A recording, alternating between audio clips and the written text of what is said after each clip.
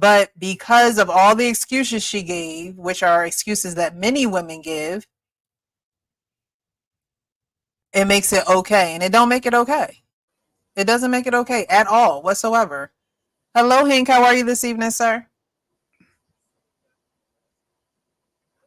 He's just Man, getting how it you doing, together. Precious? How you doing, everybody else on the panel? How y'all doing today? What up, Big Hank? Hey, I heard you calling Doing well, somebody doing well. boy earlier Right today. on, I was right like on. driving home. I said, "Uh-oh." It bothered my brother. I was like, I wanted "Whoa." to say something else, but I try to be more diplomatic. So right on. I missed Yes, it. sir. Yes, sir. But back to what you were saying, Precious. You know when I knew things was going on the other side for these ultra feminist women? The first time I heard Miss Sophia say, "Hell no." Oh my goodness. Hell no. All right, so we're gonna move on from this one. And you're right, she'd file a civil suit, right? So that's how men have to fight back, honestly, because you are liable to be destructive just because you're a man. And so to not go down that route, I would say, you got to fight things like that a different way. You do. Vet, Look, here's vet, the thing, vet, and vet. That's all I. Precious. And We can't. go ahead, continue. My bad, bro.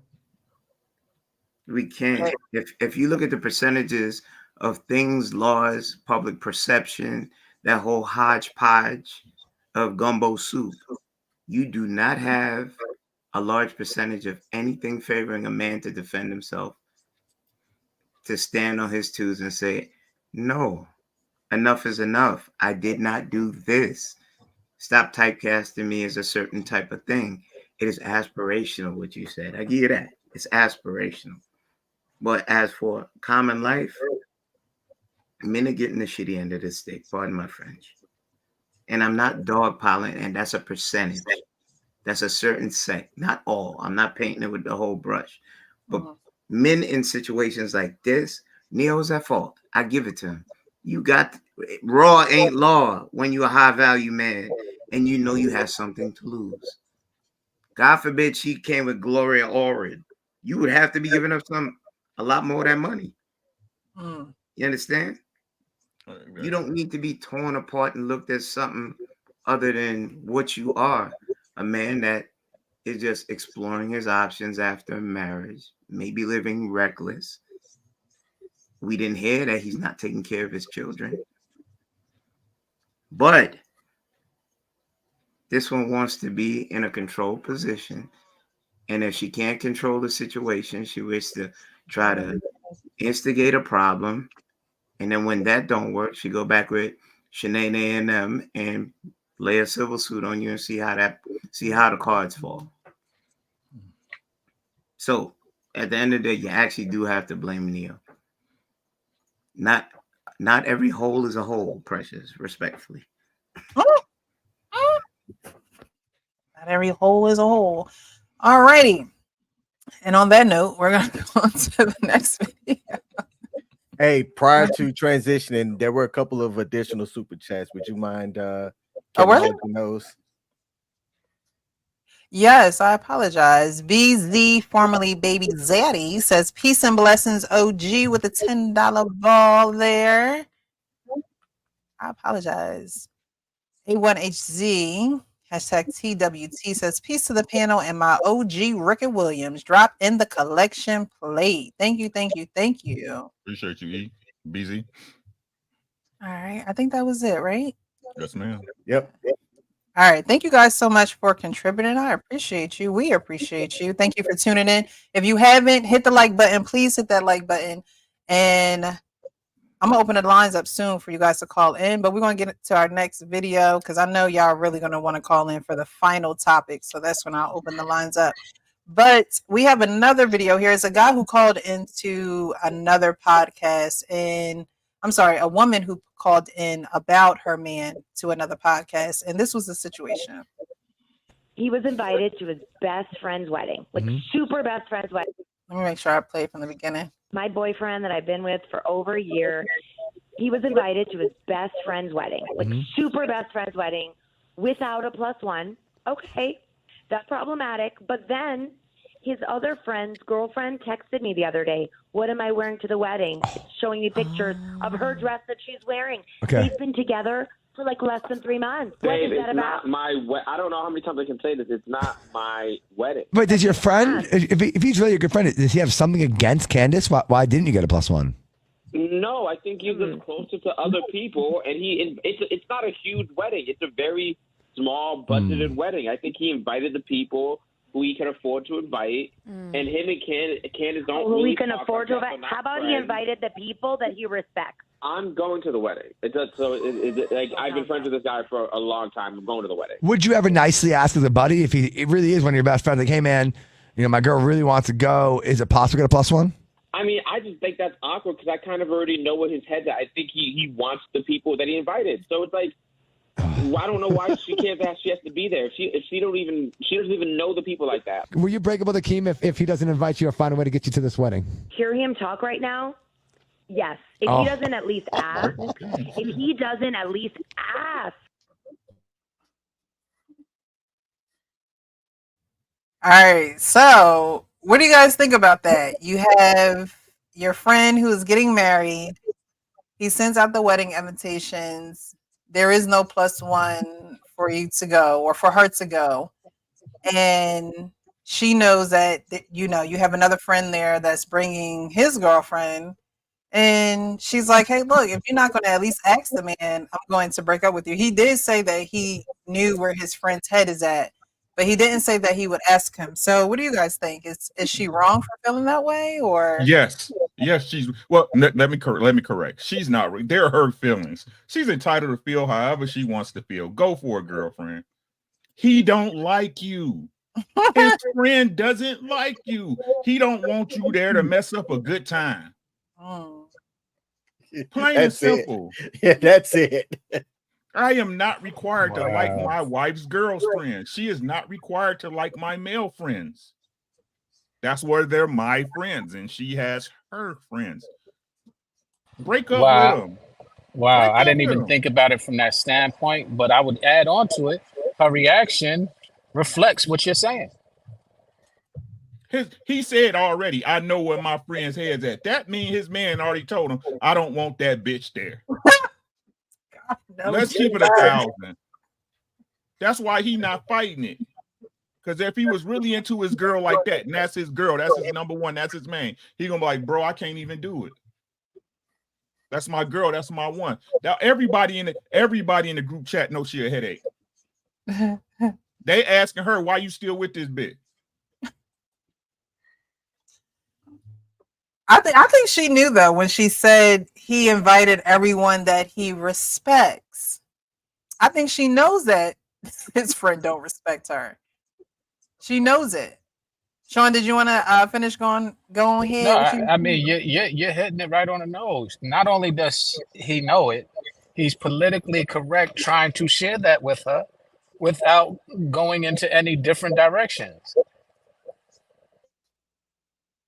What's the hard part? You know when somebody don't like you if you can read the room. It could be a bar mitzvah. It could be a sweet 16. It could be a book club meeting, Sunday revival. If you ain't get the invite, are you really feeling some type of way? People don't want to accept it right now. I'm going to use this person because they're a celebrity and their story was just recently, out on certain spaces. But Amanda Seales, she talked about how she was at a party and got disinvited from the party by Issa Rae's assistant or something like that. And instead of just being like, you know what, I'm not going to try to go up in this party because I'm not wanted here, right?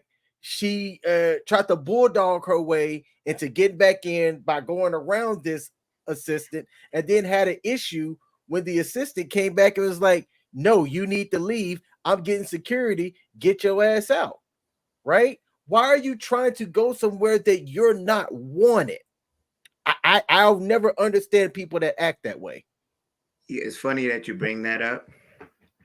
And I try to stay away from bashing my Caribbean sisters, Grenada, Spice Island all day. But as you listen to the show, there was more than one occasion where it was problematic, and she pointed it out.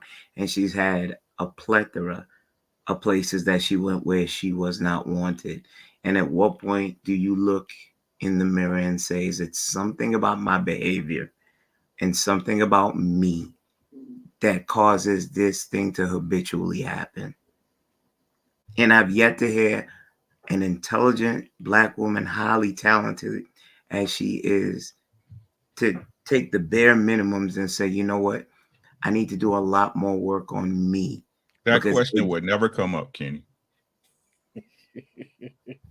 Not everybody can hate me. And I always felt a certain type of way because there was a certain doctor that she put a jacket on, that she never apologized to him as for him being a sexual predator. And it may have went by in words, but as loud as the offense should be, as loud as the apology, and she never got there. So I let that simmer, but I kept it in my head. But I'm watching at all the things that she's got into. She got into stuff with Wale. You're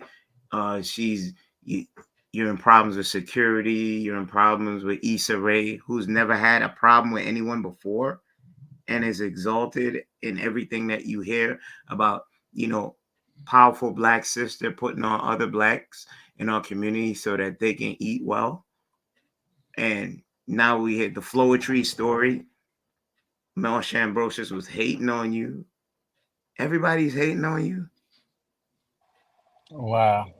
You know what's interesting? I'm not defending her whatsoever because I've had this conversation over the last weekend for several hours. But I will say this.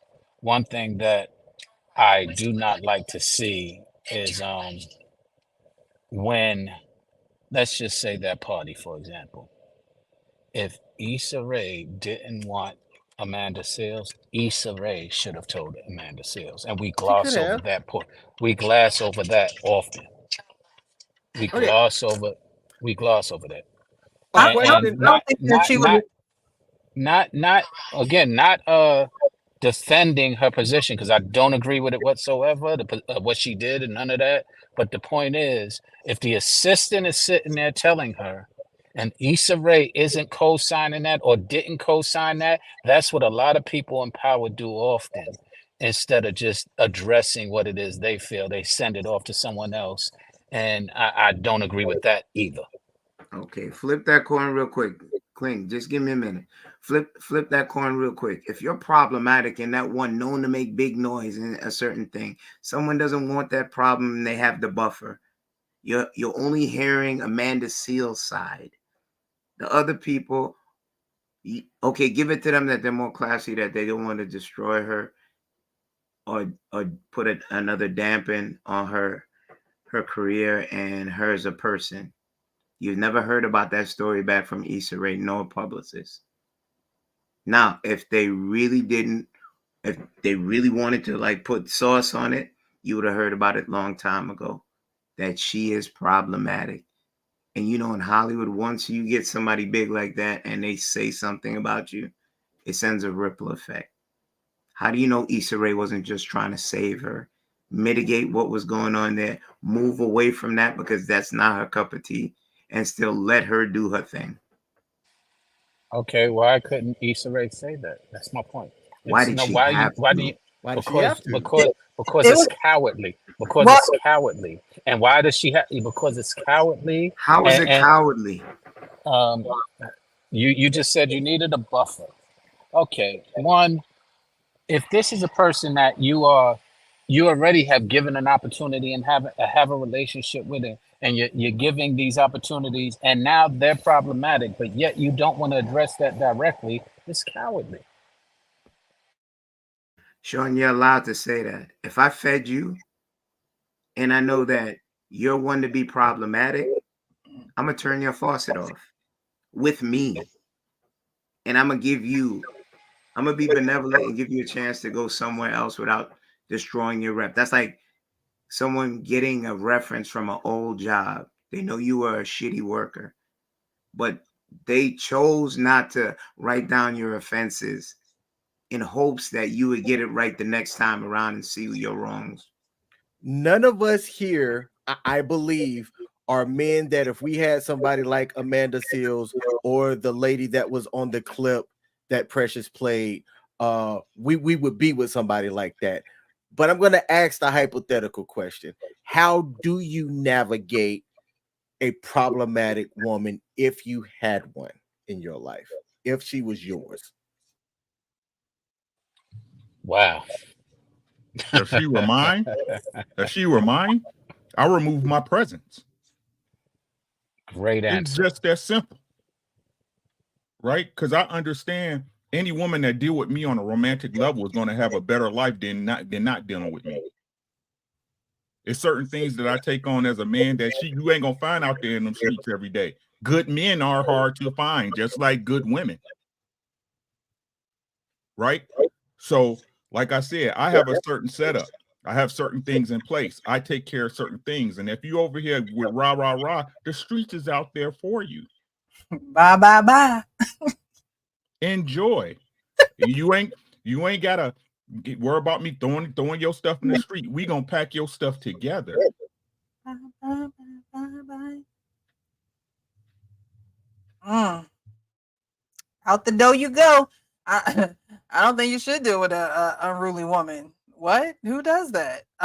This guy who is getting invited to this wedding, he probably like, look, I'm gonna go. You gonna break up with me? It is what it is. Like he probably like, hey, look, I'm Right, not. she I'm just not a missing out on headache. it. It sound like to me she just a fucking headache. In all honesty, Pink, what you think?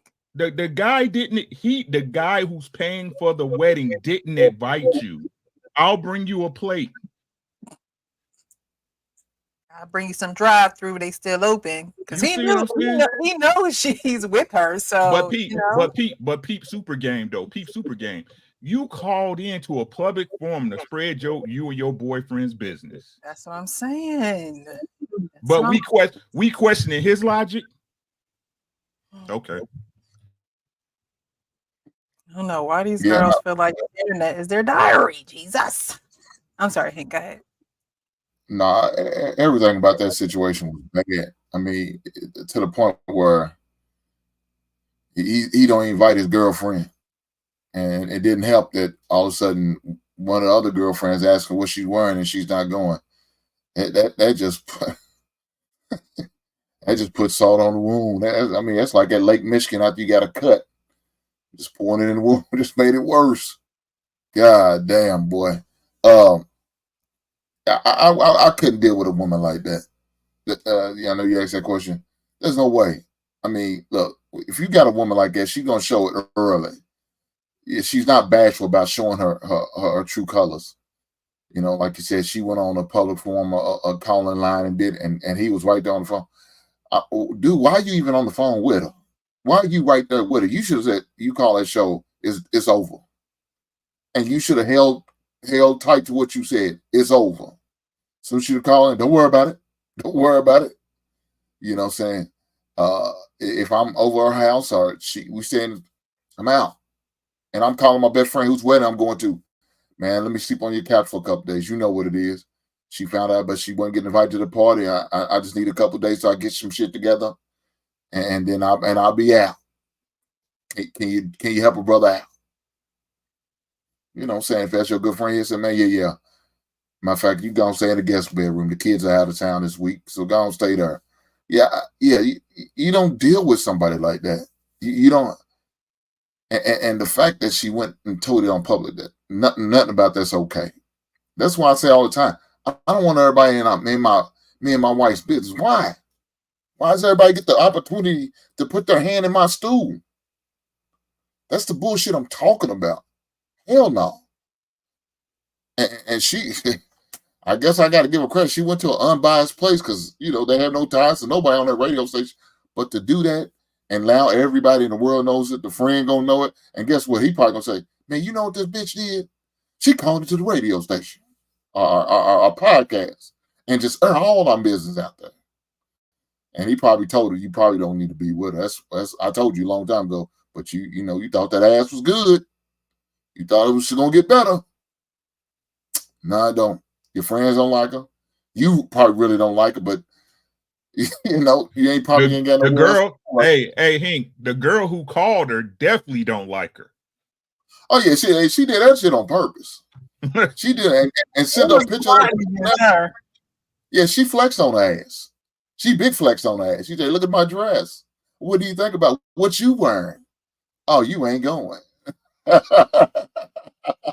She gave it that evil villain laugh too before she hung up the phone. Yeah. It was all the way bad all the way around. So I'm gonna leave it there.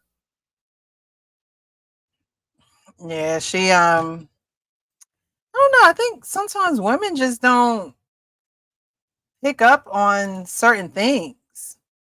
You know, it's like, did you need this to break up with this man, or should y'all have broken up way before this? You know what I mean? Like, I think somebody had put it in the chat, like she was waiting for this moment or something like that. I mean, I Because thought. I'm sorry, my apologies. Jason said, I feel like the girl wanted to give him the ultimatum for a long time. And I believe it's true to, like, you can hear the frustration in her voice, the tension, like it's almost like a buildup. And when you do things like this, you want to expose him. You want to say how, you know, the other friends are going, and if he doesn't invite you, then, you know, you're gonna break up with him. You probably should have did that a while ago, because y'all probably aren't compatible. I mean, if your friend know that you're with someone and he don't put you down for a +1, you have to know that man don't. It is not about, you know, the money and the tight knit. You know, men do for who they want to do for, and he made sure that there was no way that he was doing for your girlfriend. He made sure of that. So, you know, I think things like this, women have to get to a point where, and men, because, you know, he could have broke up with her at any given time, but of course, free poom poom is there. It's probably in house, you know. But at this point, it's like, I just don't. Look, if you want to leave, go ahead. You can leave. You know, I think men will be all right if you know, you say you want to leave. I don't think he'll be sitting there crying and in the dumps. Weddings one of the best places to meet available women. Just saying. Okay. Well. All right, Sean, welcome back. All right. Jason says she was looking to shame him, and any woman willing to shame you in public is not for y'all. She is for herself. I agree. I appreciate that, and I agree as well. Frenchie K says we sure do, Precious. Yeah, men gonna do things for who they want to do things for. That's one tall tale sign. Women, wake up. If a man want to do it for you, he gonna do it for you. Period. If he don't want to do it for you, he not gonna do it for you. He'll move hell and high water to get it done if he has to. He gonna do it, and that's what you need to look for. And it's not necessarily a dollar amount. It is the willingness, the hard work, and I don't want to even say the inconvenience, but a man will move around. Inconvenience. Yes, the inconvenience. Because many times men will do stuff for their women at detriment for their women at a detriment to themselves. Yeah. So, John, thank you so much for being here. He says, "Hey, Precious, don't catch every stream, but when I do, it's always quality conversation and panel. Y'all keep up the good work. Appreciate you. Thank you for being here, John." The convenience sense should be honestly the telltale sign. If men are being honest, because I don't try to do shit. I don't do shit that I don't want to go out my way to do. I do it for my wife, though. All right, Sean, what you doing to us here? Should I remove the other one? What we got going on? All right, no, I'm here.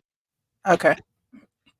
All right, so yet another one trying to expose a man that I can answer the question too. You said, what would you do? Pastor Darius Daniels 2 weeks ago addressed something like this pretty easily. Step 1, have the discussion with the person.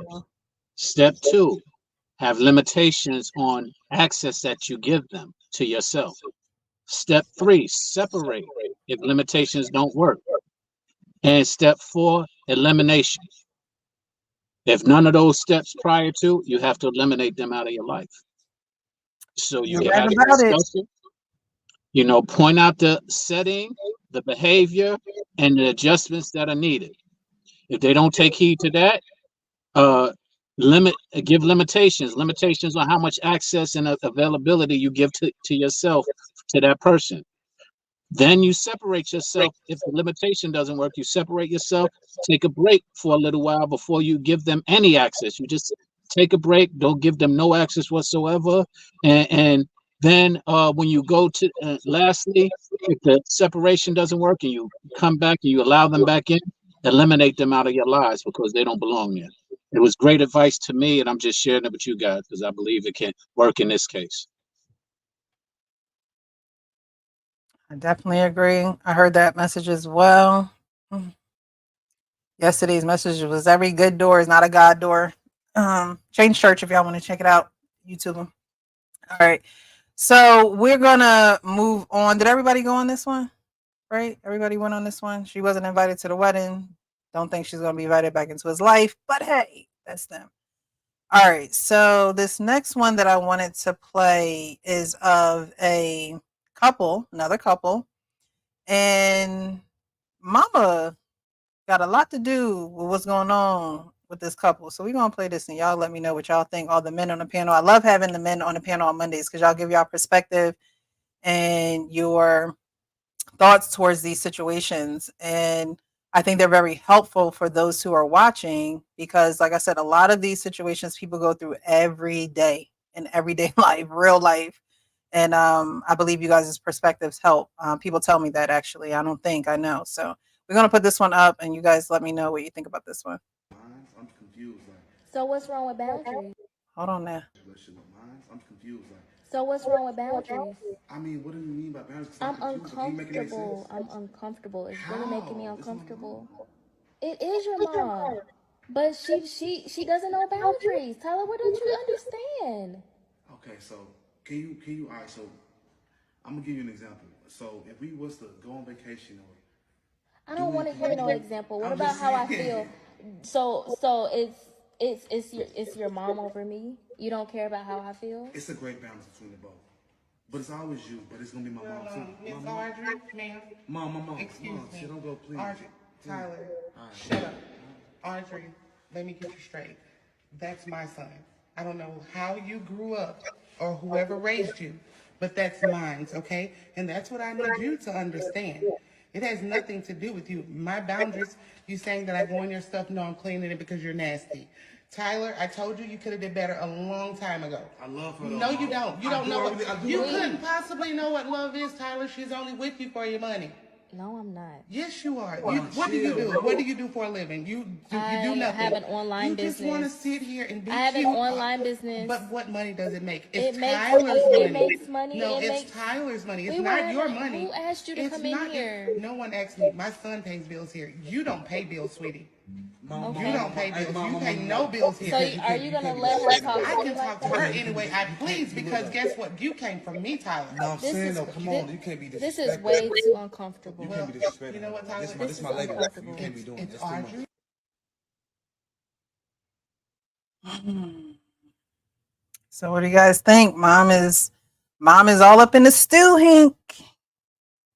She in the stew, but does she have, since they're living at her house, does she have any say when it comes to their relationship? Wait, they're living in her house? I didn't get that. That's what I got. Yeah. Yeah, they're living in her house. The son is paying, bills, some type of bills. His girlfriend isn't. Oh, I thought they was living in his house and she was just visiting. And she was saying he pays all the bills in his house. That's her house? The mother house? Not that it throws a different. Wow, that throws a different spin on it, but it doesn't negate her disrespectful actions whatsoever. And I don't respect titles. I respect people. And I don't respect my mother because she's my mother. I respect my mother because she's a great person who I know and love.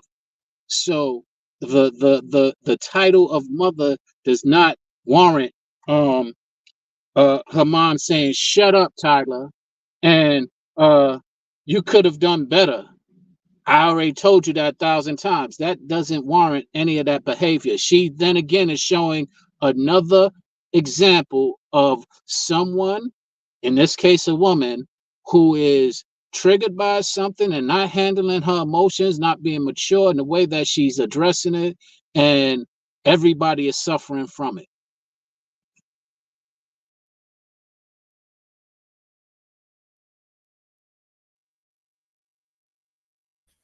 I was trying to give y'all room because that's a whole hodgepodge. Another one. You're living under your mom's roof, say you're paying bills. You're paying your own bills. I think mom is overstepping her bounds, but you got to be man enough to be out that house, because I'm not thinking that's the first occurrence of her and your woman getting into it. It just hit a certain height, and then that's on video. Nasty, clean, up, down, left, right. That's his life to live, not yours. He'll make his decision. If it's a wrong one, he'll take his licks, lick his wounds, then figure it out. Every mom I would say every good mom is a nurturer, but there's a certain bound that has to be respected, and she doesn't see him as her a man. She sees him as her little boy. He's mine. Yeah, he came from you, but at a certain point in time, you have to respect his decisions as a man. And I felt she walked all over him, told him shut up, let him talk to his girl. I mean, she talked to his girl like she ain't had no regard for her, and she's openly showing, I don't like you. You're nasty. You're this. You're that. You don't have a job, and this that.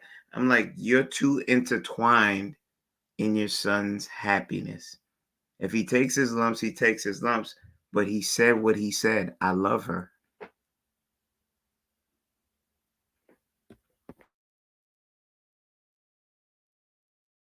You're on mute, Precious. You're on mute, Precious. Thank you. I was inclined to think it was the mom's house because she called her nasty, and then she said that she accused her to going in her stuff, but she said she cleans up after her. So unless he done moved mom and her in, I'm thinking that it's mom's house and they live with mom.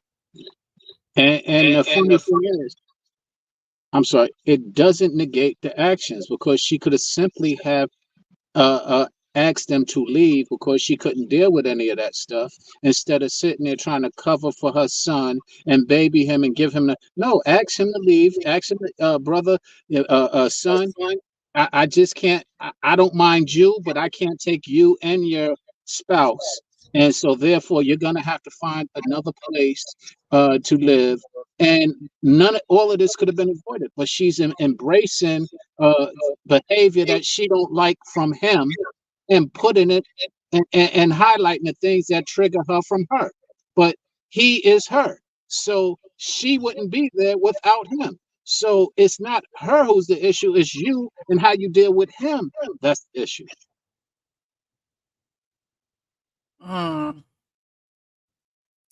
Yeah, mom. I mean, shoot, move out. Who hasn't gone on this, King?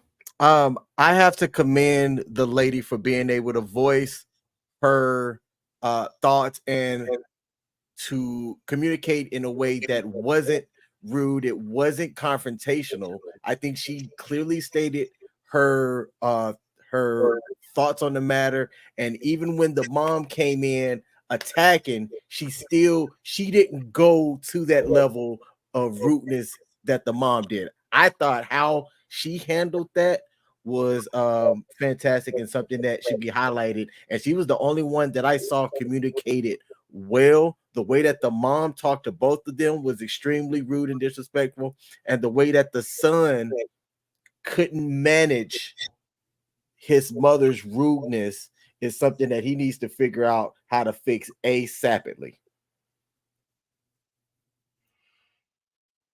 Right. No, he look, don't. I don't know, man. That's crazy. Why not?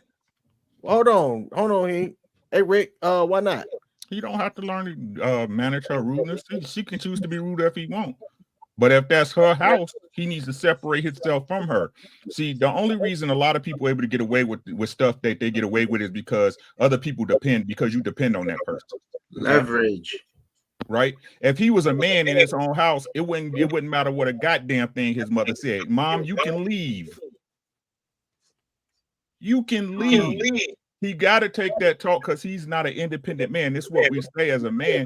You bring your woman into your space, right? Not your mama's space, not her space, into your space. He's not paying his bills. He's paying his mama's bills. Did you hear what I said? Right? So again, the dynamic is all fucked up from get up. True. Right? We supposed to be men. Okay. We supposed to be men. Why do you have your girl in this uncomfortable ass position? Because y'all was forced to be like that because either she didn't have her stuff together and she trusted you to get it together, or you don't have your stuff together and you told her you was gonna get it together. Right?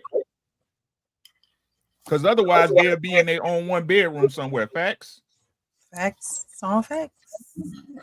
Right? So his mama has the right. Listen to what I say, guys, and I mean this with 100% honesty and from the bottom of my heart.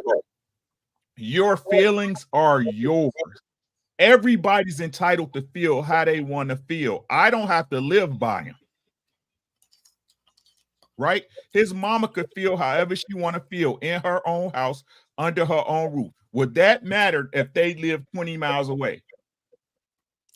Not at all. That's all his fault. This is one of the cases we always say it's the young man's fault. It's his fault.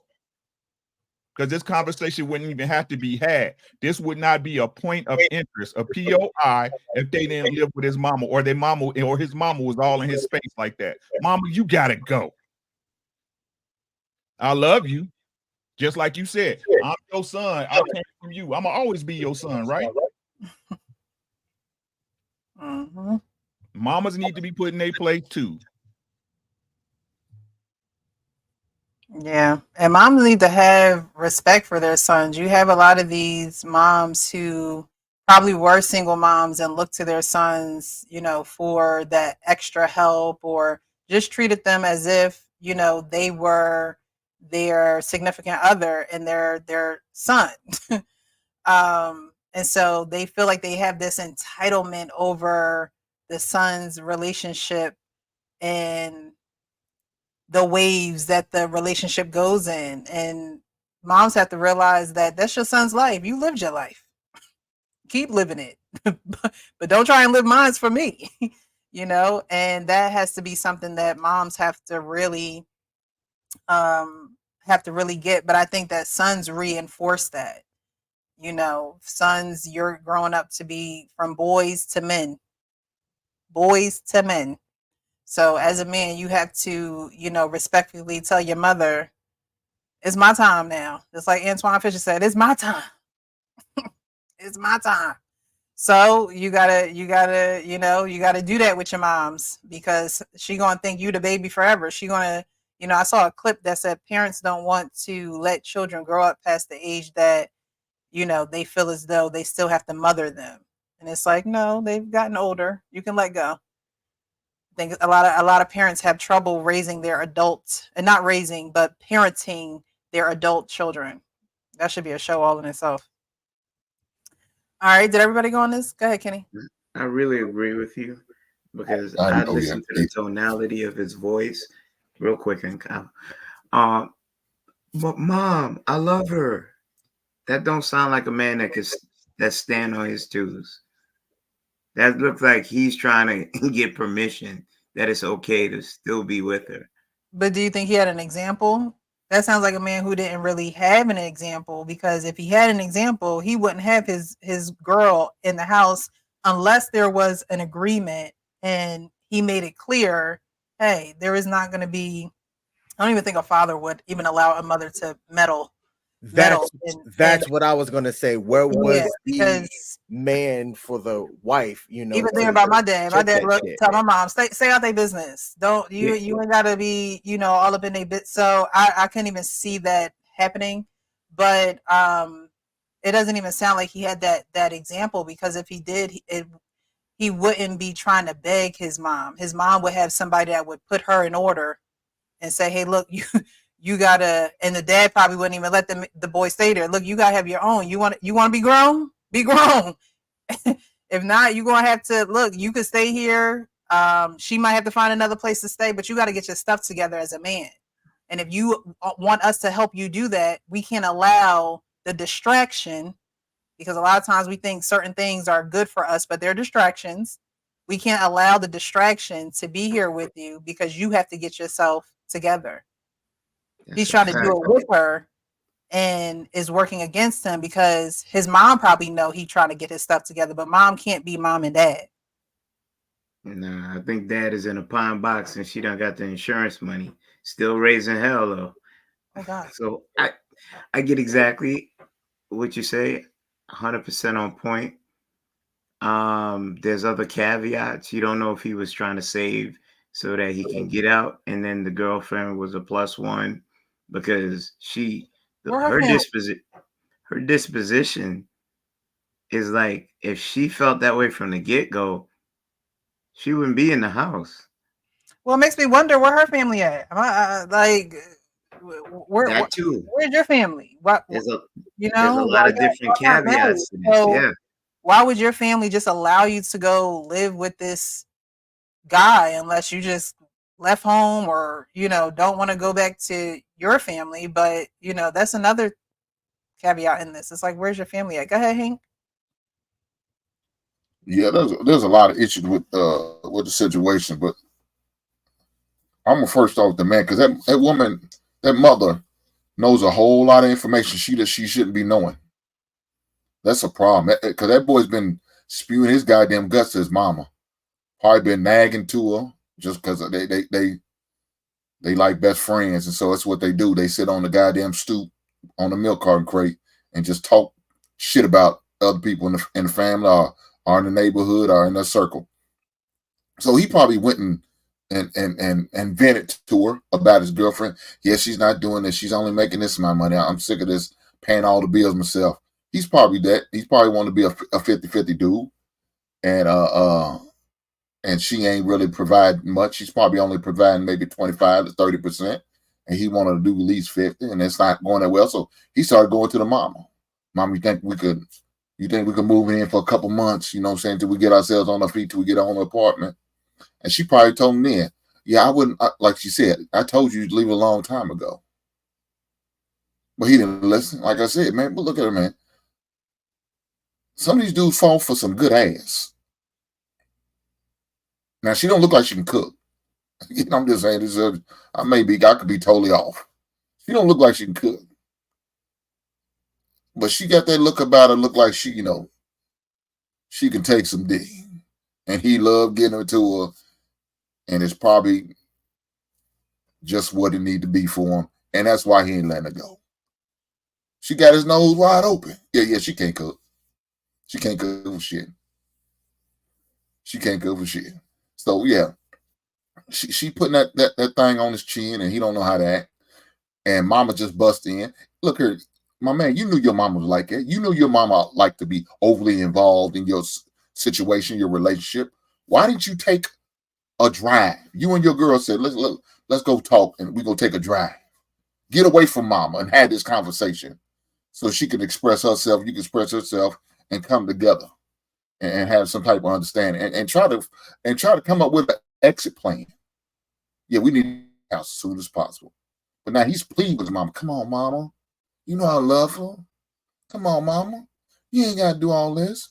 You ain't got to tell all the business I told you. It's too late now. Mama loved to gossip. That's all she ever done. Gossip.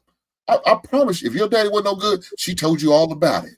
She didn't let you find that out for yourself. She told it. I bet you her sister in the choir knows about you and your girlfriend's business because she went to church at the choir rehearsal on Thursday and told it. She letting it be known. She ain't holding water. Everybody know your goddamn business. The bingo hall girls know the business. The church choir girls know the business. You know what I'm saying? Her social club girls know the business. Her friends that work at the water cooler, they know goddamn business. And you was wrong because you told your mammy the business. That's what it started off. You told her that shit. And now she's going to throw it in your face. She's going to make you feel some type of way. And guess what? You telling all that, she ain't got no respect for that girl. Why? Because she feel like that girl disrespecting her son, or taking advantage of her son, or using her son. So what's she going to do? Say everything, unfiltered, say what she want. But dog, he needs to be a man and stand up on that position and say, Mama, we can't keep doing this. Look, we at her. And look, I hope we can stay the night in that house, especially after that situation. We're going to have to get a hotel, whether we can afford it or not. We got to get away from Mama and get along so we can have some one-on-one conversation and try to figure this shit out. What's our next plan? Him as a man, that's what needs to be happening. He need to be calling hotels right in and there. Look, let me go find us. We gonna get away for a couple days. We can figure some shit out and go from there. But I doubt if he did that. He probably went over and smoothed things over Mama, and his mama probably gave a discount. I'm sorry. I should have been so mean and nasty. But the situation still ain't handled. She still got that same attitude. Just because she apologized, don't mean she really moved it. So yeah, everything's bad about that. But like Ricky y'all said, I hold that man accountable. That's all on him. He should have put his foot down a long time ago. But he was comfortable. He thought everything was hunky dory because I ain't got to spend all my money. Only thing I got to do is pay my phone bill and give Mama a little portion on the rent. And we get to eat, shit, sleep, and do all that for free. Man, that's crazy. Lack of leadership in him. Have you guys ever had to respectfully tell your mom to mind her business?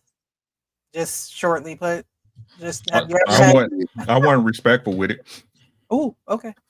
Because she wasn't respectful. So yeah, I think I shared that. I've had one time that my mom's respectfully told me that somebody wasn't good for me, and in the end, she was right, but she did it in a respectful way, so I didn't have to like check her on it, and I was actually glad that I listened to her advice.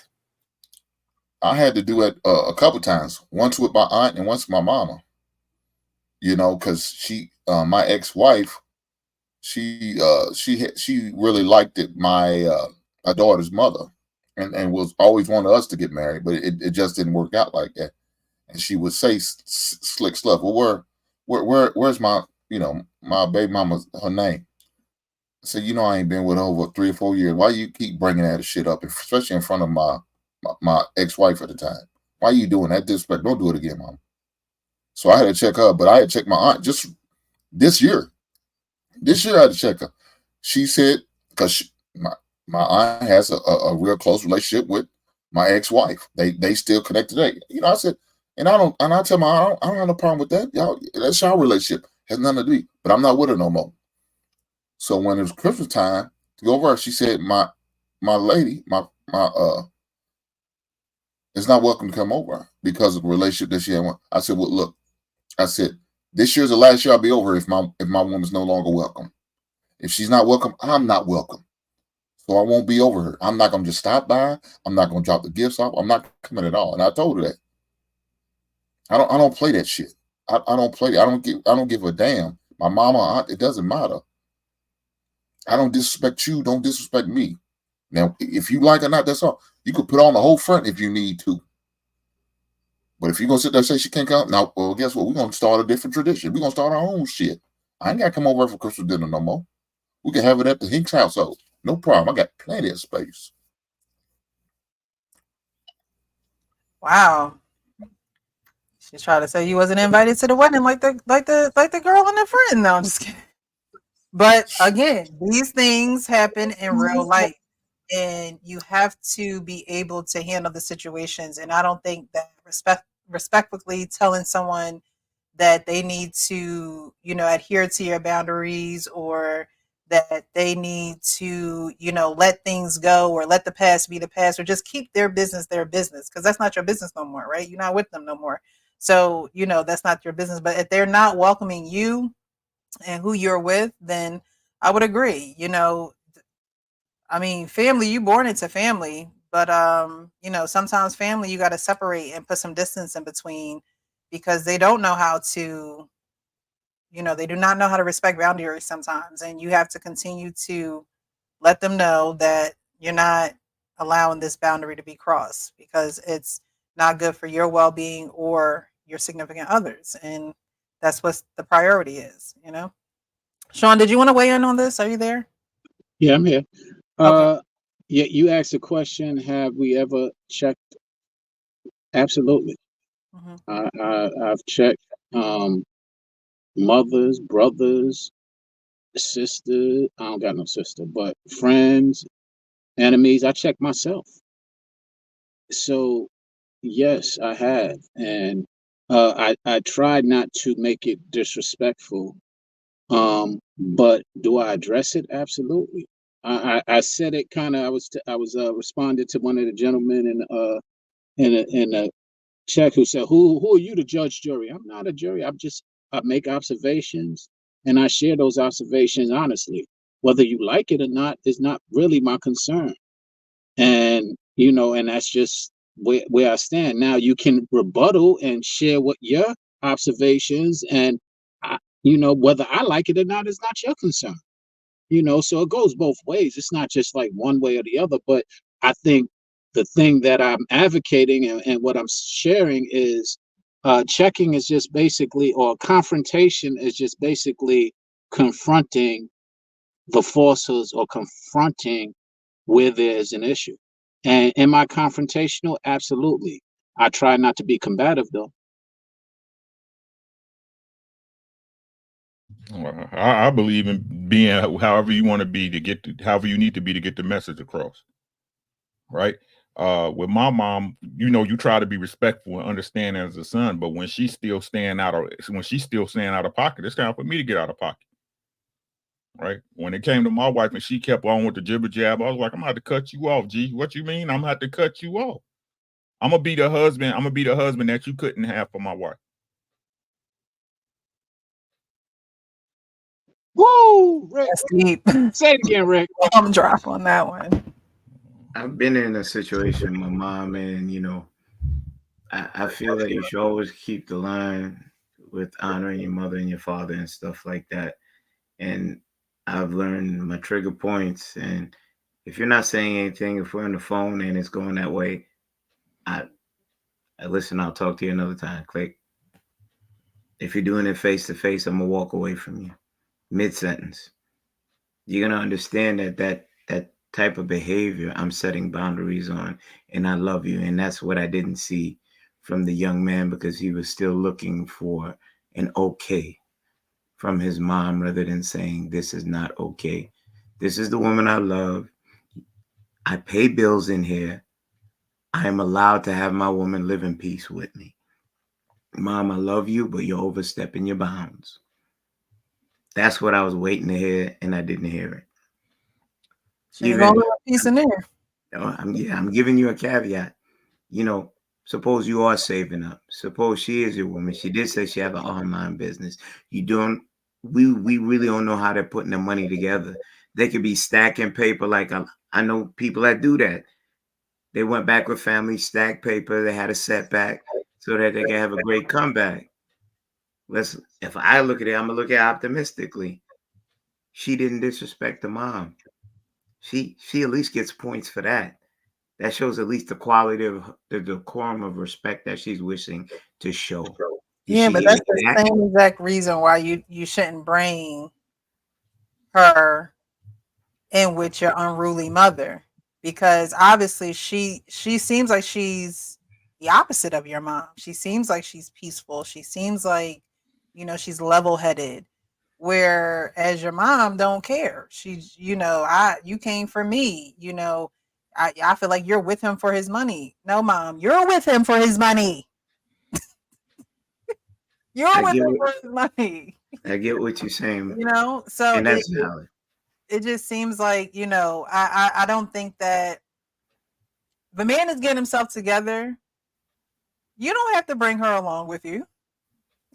She don't have to live in your mama house with you. that's why I said, where is her family, or because she had to agree to that too. She had to agree to be there with him and his mom. So it's like, did she not know what she was getting into? How long have they been together? How long has this been the dynamic going this way? But I don't think that he should have ever moved her in there with him while he's trying to save up money and get himself together. That's the only other reason why he would be at his mom's house. I mean, and what's crazy is y'all act like y'all don't know who y'all mama is. Right. I get that point. But we don't know the schematics of how that played out. And I could look at it, I could even flip the coin this way. She's getting it together. I'm getting it together. We sat down, we made a bond. We're gonna get it from the mud. Rough situation with mom. There's no other place to go. So we gotta rough it until such times. And I know you've heard of situations like that. You might not be in the best situation, but you gotta eat crow until you're able to get out of that nest and deal with what you have to deal with until such time, because not everything is clean, is straight lace and clean cut. That's why I blame him. Yeah, you got to eat that. But look, if you're in the situation, she's saying he's paying bills, right? So he's doing his part. She ain't got an issue with that. She's head on with the lady. I got to clean up behind you. You nasty, this, that. That's my son. He's mine. That sounds like the reverse of an Oedipus complex. Mama in love with her son. Don't want you. I agree. They had nothing else. So there'll be no peace in that house regardless, right? Because the truth is, nasty to a woman who don't like somebody is just you not cleaning up the way she like, right? You don't put the dishes here. Why you leave a rag in the sink and not hang it on the side of the sink, right? Let's talk about it, right? My mama always told me you can't have two women in the kitchen. It's like, you see what I'm saying? It's like, and this is what I'm saying. Like, I understand what everybody's saying, because if that's your girlfriend, right, that is different to me. If this is my wife, it's a whole different ball of wax. You know what I'm saying? If it's my wife, it's a whole different ball of wax. A girlfriend can come and go, right? But if this was these man's intents that he's looking to wed her, he's supposed to cleave to her, not your mama. Not your mama, right? So again, for him, and this is just me being honest, right? And this I'm speaking from my perspective. I can only speak from what I know and see in life, right? From my experience, right? And just like y'all said, like just like he said, more than likely he's having conversation with his mom about his girl, right? More than likely, right? For her to say that out front in front of them in that setting, I gotta go 99% that him and his mom has already talked about it or discussed it in some form or fashion, right? So that means that man already know how his mother feels about his girl. Why are you still there if you're looking to make this woman your wife? You're putting her in a bad situation, and you're not going to have peace either way. It said a man should rather sleep on a roof in the rain, right, than under the roof with an unruly woman, correct? On a rooftop.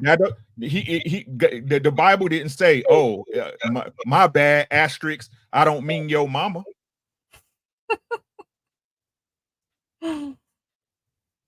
That your mother is exempt. Your mother a woman too. That's all I'm saying. Once we become adults, right? And again, like I said, the only reason that young man is taking that abuse and his girlfriend is because more than likely that man depends on his mother for something. Shelter.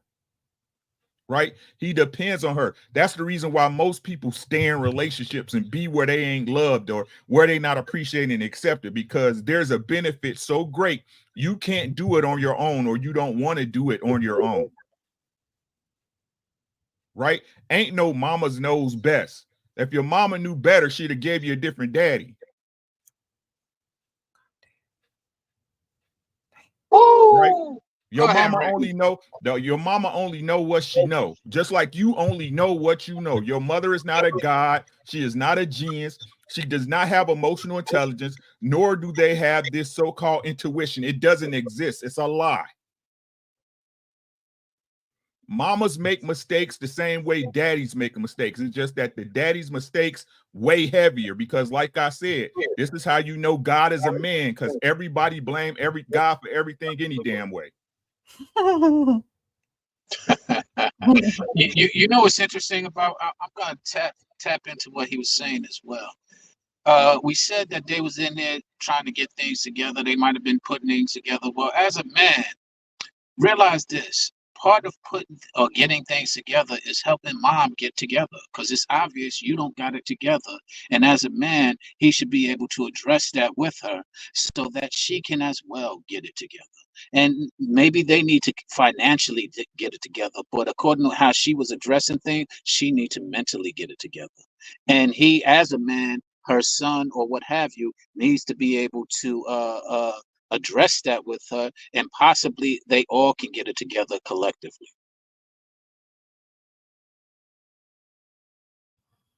Well, I don't think, women can raise men, so he needs a man, honestly, in my opinion, to help him get it together and get on the right track.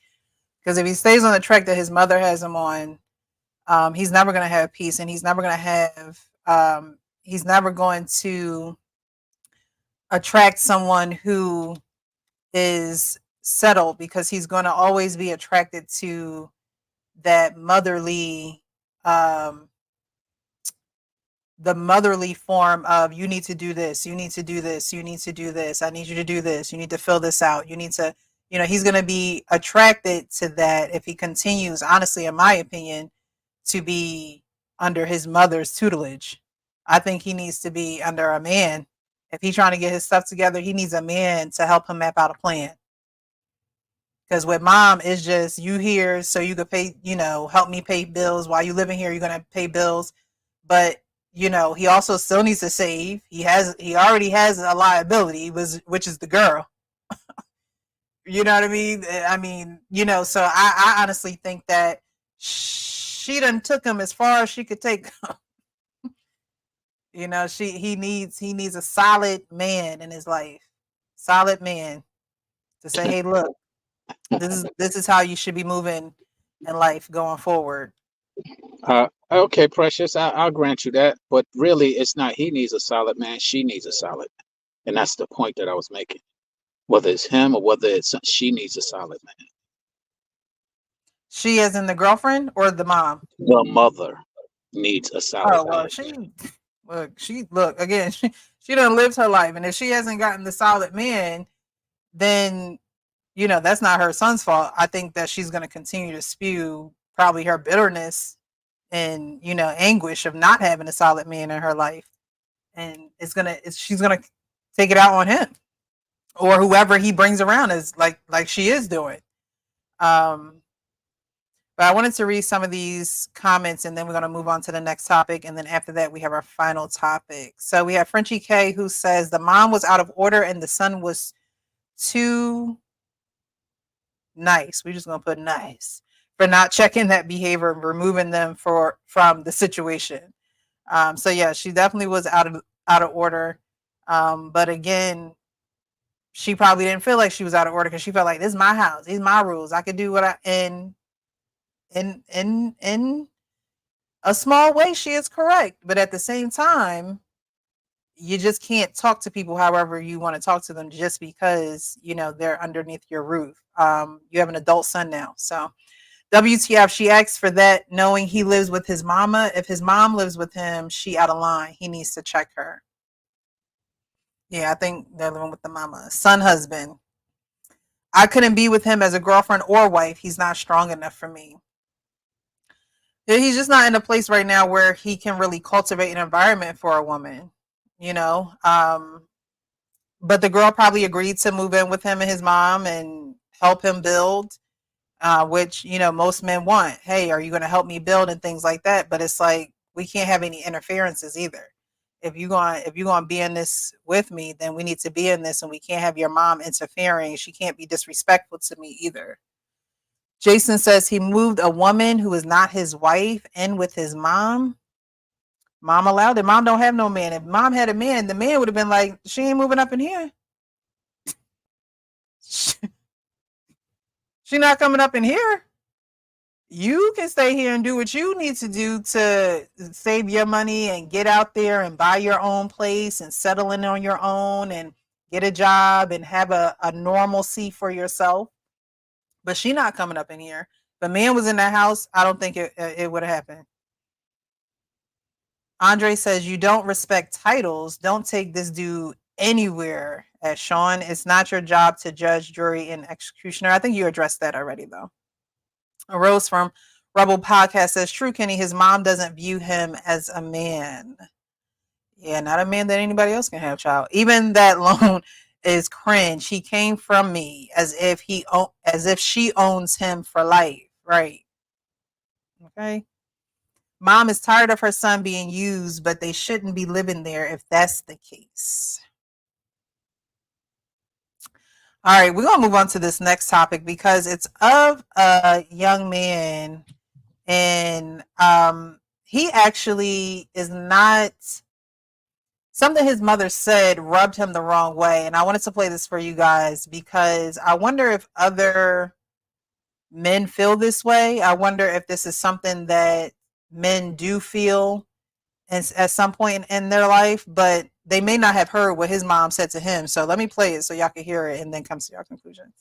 Pulled me aside. I was having an argument with my stepdad, and I went to my mom looking for support, and I asked her to support me. I was like, do you love me? Right? Do you love me, or do you love dad more?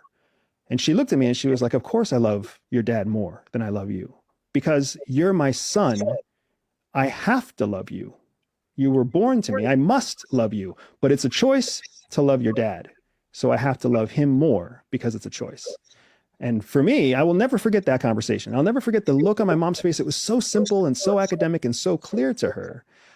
And it's never been something I could ever actually accept. And even now, as a husband and a father myself, I don't understand how that was logically sound to her. I don't know how you could ever actually prioritize who you love.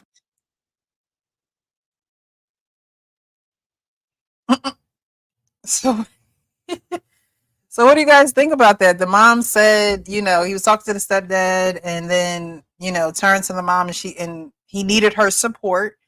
And, to get to the bottom of it, he goes, Mom, do you love me? You know what I mean? If you love me, support me. Do you love me? And she goes, well, I love your dad more. Wow. He logically said it. Biblically, there are things that lean towards that. And quite frankly, he was in his feelings. And if that's how if that's what his mother should be doing, she should be loving her husband more than her child. Of course, her child is unconditional. That love you don't remove that. And the funny thing is, I agree. She should be loving her husband just as unconditionally. But I like the logic that she said, I chose to love him. You're somebody I'm unconditionally supposed to love. I thought it was very logical and biblical, according to what scripture says. Okay. Well, I'm gonna say this. I don't know how old he was when this situation came up. I don't know if it was like something recent, but to say a grown man is your child, that sounds crazy to me. Because when you sit there and say, that's my child, then guess what? They're going to act like a kid. No. That's my son. That's not my child, even though technically he is. But those are not the words you need to address if he's an adult. Now, if he's an underage kid, he's under age 18, okay, I'm going to give that to him. But if he's a grown man like he is now, you're my son. You're not my child no more. You're a grown-ass man. You're my adult son. How about I give you that title? I'm not going to give you a child. No, when I'm thinking about a child, I'm thinking about somebody 5 or 6 or 10 years old running around here tearing up my house. That's what I'm thinking about. If I went out and describe somebody, my child, they're going to just assume you talk about somebody young. No, I'm talking about grown-ass adult son. That's what it is. So adjustment is that But like I said, it depends on how old he was. If he put his mother in that situation where he's forcing us to choose, he's dead wrong. Especially if he's a grown-ass man. Why would you put your mom in that position to choose like that? To choose you over a husband? He wrong. He wrong. You got into argue with the man. I don't know what it was about, you know. But you're gonna ask for to support you. Support you how? She should support her husband. Now, if her husband wrong, she should have a conversation with him later. You know what I'm saying? After everything's cool off, said and done, we are home alone and everybody else is gone, and she don't agree with him, she should have had a conversation later with him. Say, hey, baby, I don't agree with you.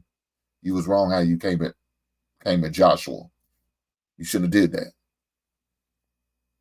But she shouldn't have been disrespectful, because that's what he wanted. He wanted her to be disrespectful in front of him, in front of husband, in front of, you know, so he could see, you know, my mama support me over you. You ain't shit. You just stepdaddy. No. That would have been a bad night for her if she did that shit to me. You support my son? She said, yes, I support you. Bitch, get on out with your son then. Go on. Take your ass on. I don't want to see you rest of the night. No, hell no. Shouldn't put him in that position. He's a selfish ass boy. You know what I'm saying? Spoiled and probably entitled.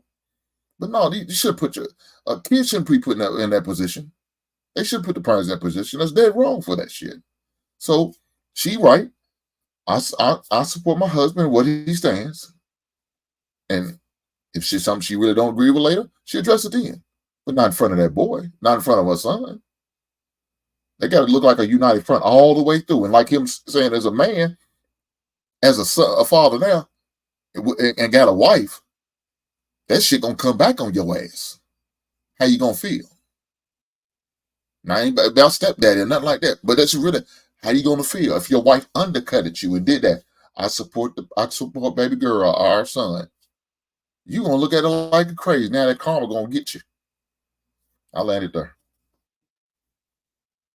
Yeah, shout out to her. That's a wife. Why the fuck? That's a wife, right? That's a wife. She's a wife. W-I-F-E, wife. Let me explain something to y'all, right? And most women have a hard problem with dealing with this. And I understand, because y'all mothers, y'all carry that child for 9 months. Y'all grow an attachment. What you eat, that baby eats, right? What you breathe and smell, that baby smells, right? But them kids gonna leave y'all by y'all motherfucking self once they get grown. That's the one thing I can guarantee you. Your kids will go out and get a life of their own. And mama and daddy will be the least of their troubles. But what do people continue to do, right? Even at the fella in the video, I still don't understand it. So you still willing to put your children, right? Your children above in priority to the person you looking to spend the rest of your life with? Because when you gone, right?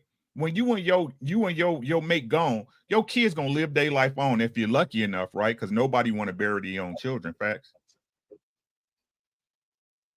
Right? But a lot of times when these kids get born, they get put on the front burner while your partner get put on the back burner. And what happens then? Resentment gets built, and that's when y'all be turning around, and it's been 25 years turning around like, oh, I'm getting a divorce because I never was a priority. Right? You take from me, but you don't give me nothing. This man is out working, supporting a stepson. A stepson. And you try to pull a power play with his mama when this man the one taking care of all y'all. And you still don't understand it because you was such a fucking brat when you was growing up. You thought your mama was supposed to disregard her husband because you was in your motherfucking feelings. Your kids will go to build a life of their own. And you will have just as much say as they in their lives as they had in the decisions you made. And what y'all tell kids, you can't tell me what to do. What? I'm grown. Yeah. It sounded like there was something that, to me, it sounded like he needed therapy or something. Like it seemed like something was missing from him, and like he felt as though his mom was prioritizing something above him, which she should. That's her husband. But it seems as though he didn't understand it, as if she did it more than just that one time in his life, as if she didn't support him. And like you said, Uncle Rick, you know, the stepdad is coming in and supporting all of you guys, which he doesn't have to do. And I think that sometimes, you know, if you don't grow up under the order, if you don't, you know, if that order is not, and discipline is not instilled in your home, then I think that parents or children can misunderstand and misplace the love that parents have for them. I know growing up, my mom and dad, they would never let me and my brother get in the way of their marriage. It was just that just was that, like, told us to our face. Like, it's always going to be me and her. Don't think that you, yeah, and I was adopted. Don't think that you're going to come up in here and change things because of the situation and what it is. No, that's my wife. We are the home front. Everything goes through us.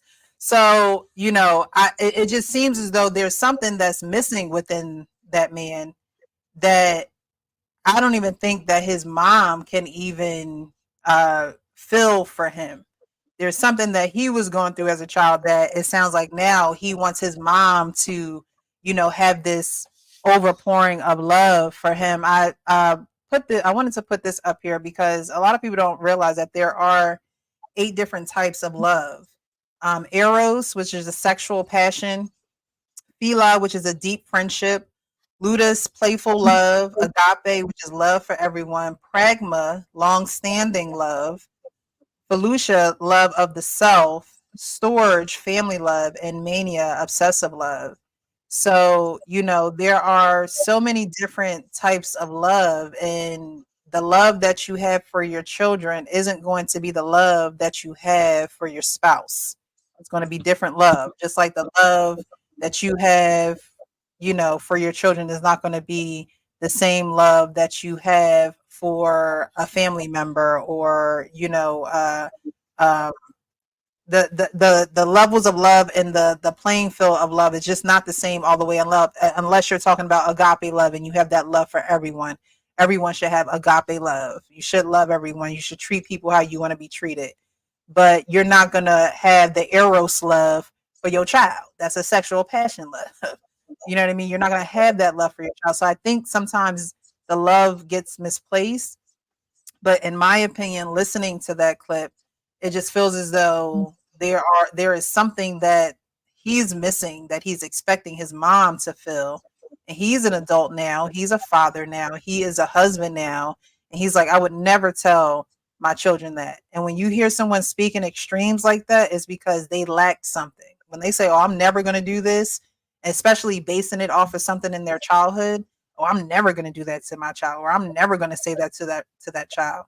It's because they lack something and they don't want their child to go through what they went through, not realizing that they have to get through what they're going through. He's not finished going through whatever he's going through. He hasn't gotten through it yet. And he's going to push it onto his kids now. And now his kids will have the possibility to run his marriage because of what he didn't get settled in his childhood from his mom. You know something, Purchase? That man should have had a conversation with his goddamn daddy. If he had an issue, you know, with the situation, and talk to his daddy about that shit. And maybe his daddy can explain it to him to where he's understanding. And where he'll respect his daddy's answer. Now, I don't know the situation or relationship. I don't have no idea.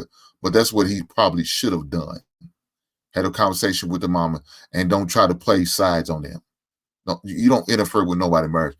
I'm sure you wouldn't want nobody to interfere with your marriage like that and say something like, say your girlfriend's sister. You wouldn't want to say, well, you need to pick between your sister and me, who you love, and you need to take my side. It should be automatic. Take your wife's side, regardless of. Even if she's wrong, don't do it right then there on the spot. address it later, correct her later, get in her ass later. But on the spot, y'all need to be a united front. I don't care what's going on. Be a united front, because that's going to show you to each other, I have your back, you have mine. We will talk about it later. You was dead wrong when we in the car. Baby, you goddamn wrong. Why would you say that shit? But on that point, I'm going to stand with my wife. Another thing is, we talked about this on Sunday. I don't know if you was able to tune in or anybody was able to tune in. We talked about how parents, and this more so on the last conversation, how parents would like overstep their boundaries in a kid's life and try to control and do all that. We talked about that on Sunday, man. And so it's kind of funny just seeing these clips and seeing and talking about it now. But I'll land it there. Well, King, you ready to fight? You ready to fight now, King? You ready to fight? King, ready to fight? Man, yeah. I have a thing, and guess a me thing of just wrong is wrong. Like, I'm not gonna try to correct it's difficult trying to balance that. Like, I'm not gonna stand with wrong, but I'm not trying to embarrass us either. So I'm gonna have to be like, hey, look, withdraw your ass over here and correct it later. But to stand with wrong, that ain't something that I rock with. You're not standing. Well, you just setting you're showing you're a united front. That's what I'm saying, King. You're showing even if she's on a united front in front of whoever the audience, whatever the case may be. But you correct it. As soon as we get in the car, you let baby girl know, hey, baby, you're wrong. Even if that means I need for you to apologize later, then you gotta make it happen. You gotta bend the knee. I'm tracking. Take one for the team and apologize. Like, if that's what you got to do. But on that point, we have to look like we on the same page, on the same front. Doesn't matter. Optics, the security that woman's going to feel in you that you got her back. And after you talk, if she's a real one, she'll realize, yeah, I fucked up. I was wrong. And you ain't got to say much. You ain't got to keep the conversation going. Okay, I appreciate you, baby. Now, I think maybe tomorrow you might want to give a call or go over tomorrow and and bend the knee and apologize, because you should have did that.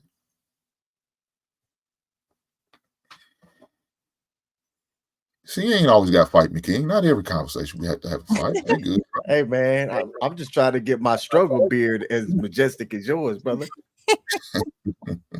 Keep working on it, brother. It happened. Yes, sir. All right. Did anybody else want to chime in on this with this man not understanding why his mother loves his father more? And I think it could have been the word more too. I think it's just a different type of love, honestly. It's just differently. She still loves you, bro. She just loves you in a different way than she loves her husband, and that's natural. That's going to be natural. I think the more, like I said, I think he's lacking something. So when the word more comes up, it's almost like, well, you're not giving me what I need. You know what I mean? I honestly think he needs to go sit down and talk to a therapist or something, because there's something, or like Hank said, he needs to talk to his father, because now this is a stepfather. So this isn't his biological father. So, you have a man coming in, taking care of you and your mom. Again, a man that don't have to do it at all whatsoever. He's choosing to do this. He's choosing to love you. He's choosing to love your mother, just like your mother is choosing to love him. You have to ask yourself, what happened, Dad? Are you around? What's going on? Why'd you leave? What happened? Like, you know what I mean? Y'all need to talk about some man stuff, because I think he's looking at his mother in a negative light, and it's not all on her. There's two people raising him, and plus a third who's trying to be in his life too. Sean, did you want to say something? I saw you come off the mic. If not, we're gonna go. Yeah. I just want to say, for the record, this is a time where all the men agreed against another man, seeing that people don't think that that's possible. Luckily, Payne ain't here, because we probably would have had some pushback. But all of us have agreed against this man who acted like a little boy. I didn't. Well, state your piece. State your piece. Do you know who that man is? His name is Andrew Bustamante, a CIA covert intelligence officer. He is? That's who that is? The day where Yes, my that mom pulled is. me aside, I was having an argument with my stepdad. You Oh, can wow. look it up right now and get his face. Andrew Bustamante. He was Okay. a covert spy. You know how you have to get there and what mental evaluations you have to do to get to where he was to play spy versus spy and be able to be in and out of certain places. He's had an extensive career now. He has his own privatized company.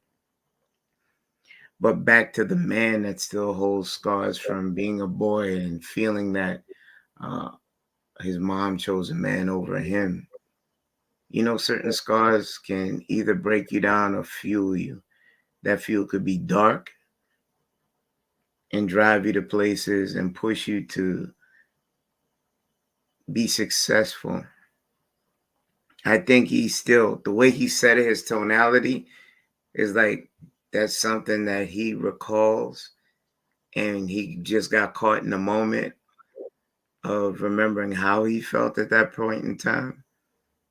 But I think that was the fuel that got him to where he is in life right now.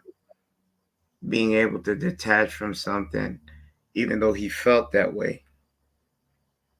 What if he said, all I have is me? I'm going to be that thing and not look for anything to nurture me. I can stand alone and be anything I need to be. And in an abstract way, that pushed him to be the successful man that he is presently. Again, his name is Andrew Bustamante. You might want to look him up and see that interesting story that follows him. He used to be an Air Force officer as well. But I get what you're saying. And I get what you're saying too when you say, all I have is me, but he also has a family. He has a wife, he has children. And I think sometimes we look at things and think that, God did a mistake by not giving a certain person certain things that we expect from them, not realizing that God also fills our lives with people in, different places that do give you that fulfillment that you're looking for, but you're not looking at it like that. You're not necessarily looking at it in that way. And I guess I could say that just because of just how I grew up. You know, I didn't grow up with my biological parents, but God still made sure I had parents. Like, you know what I mean? So sometimes we got to take certain things and look at them differently, because if you continuously looking at the glass half empty, then you're never going to see it getting full at any point in time. And he may be, successful in things like that, but you have a family and you have a wife who is now here for you to love, for you to, be the head of that household. And whatever you lacked or whatever you didn't get in your childhood shouldn't be fuel as if, oh, I would never say that to my child, but in a way of, life is about transformation. So if you know that you didn't get that from, your mom, and honestly, he was looking for his mom to say a certain thing. So it's not that his mom didn't love him. It's not that his mom, didn't show him love and things of that nature, but he wanted his mom to say what he wanted his mom to say. And when she said what she said, it probably caught him off guard. Like, what do you mean you love him more? I could never say that. I'm a husband and I'm a dad, and I would never. But again, I think that is misplaced emotion. And sometimes, again, we don't see the things that God gives us to fill us up and to replace the things that we feel as though that we're lacking. It takes a lot of maturity and a lot of, I would say, solitude to get to that place. And so in his profession, you said that he's a CIA spy. Sometimes He people was. choose choose to be alone, or choose to, have professions where they're, not around a lot of people, or they have to figure things out on their own, because they're still in that it's only me, it's only gonna be me, when life has presented you with people in your life to love you and for you to love them. But because the love wasn't what you thought it could be or what you thought it should be from your mom, this is going to stay with you with in the relationships. A lot of our wounds come from our childhood. They start there, you know. Um and if you're not looking at it in a healthy way, then you're going to look like your mom is doing you a disservice because she said that she loves your stepdad more. And so, I don't know, not CIA spy, whatever he did become or is or whatever the case may be, you could tell that he's still yearning, looking for something, and can't believe that his mom said that to him, even at his grown age. I And I'm not think saying that you can't express how you feel and go down memory lane. Um, but again, it's driving him to not do that with his kids, and he's married. And again, they might trigger his kids to be able to get, into his marriage or to be a priority over his marriage because he felt as though his mom didn't prioritize him in her marriage. So it becomes a cycle. No matter what you become, no matter how much money you make, no matter, who knows your name, who don't know your name, those things follow you. I would think Precious, I don't think you could have said it any better. And it lends to the point that I was saying about respect and titles. Albeit he might be very well respected at his job, but sometimes those people uh, are absent from what it takes to have a good structure in a family setting.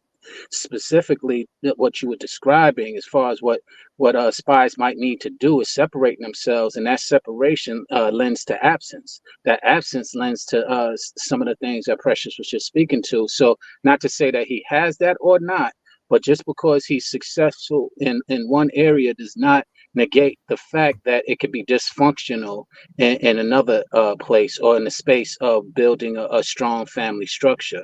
To Precious' point that she was just making. So, Grant, I'll give him kudos and everything for what he's achieved at his job. But the job of being a father is what we were speaking to, and the job of being a son to a mother who has a husband is what we were speaking to, and that's what we were addressing directly, not the fact that he's not successful in other areas. Sean, all of that is encompassing within the discussion. I get what the point of view that Precious has. I believe that he's made the necessary strides because everyone is a flawed product as long as you're on God Green's or until you make it to the pine box. I watched, I believe I watched a whole interview of him going over soup to nuts as for how he got into the military, how he got to that elite position, how he chose to move away from it and become a homemaker, have a private company, and so on and so forth. So, as for me having more information than you guys, I believe he's successful at being a dad and a father, but there are certain things that you may not correct. Here's the caveat: if you let that thing control how you move forward, he's a successful dad. He's a good father. He's an entrepreneur, businessman. Took what he knew and made his own company, and he's doing quite well. I'll leave the door open that a percentage of him, he may be holding on to certain things, but there's a lot of things that you may not change. He may prescribe to being a man of faith or agnostic, but nonetheless, I get where you guys are going with it. There's two different point of views. We don't know unless we're inside that person, but it makes for great conversation. Thank you. Thank you. All right. So is everybody done with that one? All right. We're going to get to the main topic. I'm actually going to take these away so I don't get them mixed up. All right, so everybody, make sure you hit that like button. Definitely let us know if you're enjoying the show. I appreciate everyone who is in the chat. Y'all are definitely participating, so I appreciate you. Thank you very much. You could be anywhere, but you decided to be here on Monday night, chilling with us, having these conversations. So it's been hearsay that Tia Mowry wants to get back with Corey. I do have a couple clips that I want to play. But definitely want to get you guys' take on it. I have my own take on it, but definitely want to get you guys' opinion of this because Tia Mowry was married for 14 years. She was with Corey, I believe, for a total of, 18 years. Married for 14. They got divorced. They have 2 children. Everyone knows the way that Tia Mowry was in social media and how she spoke about her divorce and how it was a graduation and, pretty much how she just had a tour of explaining why she got divorced and why she is out here single now. But I do have a couple clips that I do want to play. I'm trying to see something here because I do want this to be a call-in show. So I want to post the number. There we go. Okay, so I'm going to play these clips and we're going to get into it. Here, hold on, let me pause it because that's a very short clip. But this is her doing like a parody on TikTok or Instagram. And the caption below of the picture pretty much says that she is 40 and she's now in these dating streets and she didn't think it would be this difficult. She's nervous and terrified of doing the whole dating thing. She going to trust God and all that good stuff in that dating in that blob down there. But this is a full clip. In the dating world now. Oh my god! What is it like out there for Do we a have single a woman? shot of tequila? No. No, I haven't been single for 5 years, so I don't know what this world is like out there. But I know it. But from what I see and from what I hear, it is tough. It is very tough. I will say I've only been in the dating world for I want to say 3 months now, and it is exhausting. It's exhausting. I want to throw the towel in. I'm like, what is wrong with I will say this. Okay. Someone had told me, and I wanted to be like, no, I disagree with you, and I don't want to believe it.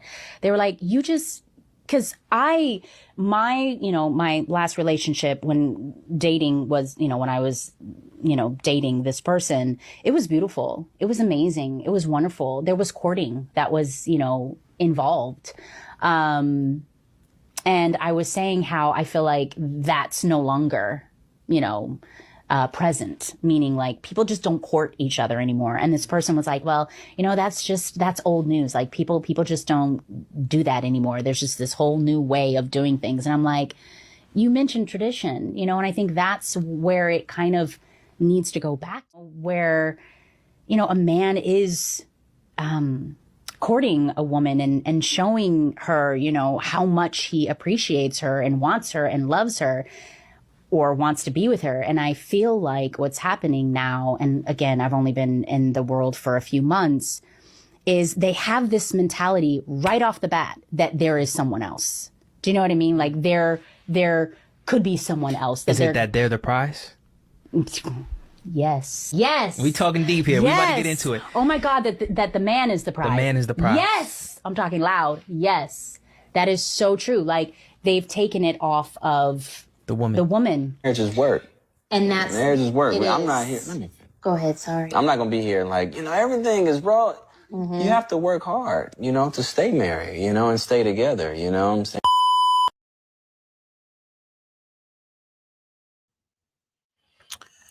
All right, so the question is, do you guys think that they should get back together? And of course, this is conversation. We can't talk on anybody's marriage, but for conversation purposes, do you guys think that they should get back together? King. No. My observation of their relationship is that she wanted something different. She wanted something different. It seemed as though she wanted something better. I don't know jack squat about either one of those two. What I do know about her is that she lives a very public life, and what she chooses to share is very public. And while Corey is a actor in his own right, a lot private about him. If you try to look up anything about his views on anything that he's done outside of it being with him and his now ex-wife, you're not going to find anything. And to me, that's kind of eye-opening, right? If they were to get back together and this man were to accept her for whatever his reasons are, it just there's not a reason for me that makes sense, and it would be something that I couldn't understand. So to your question, should he accept her if that was a real life thing that occurred? No. All right. So Okay. no.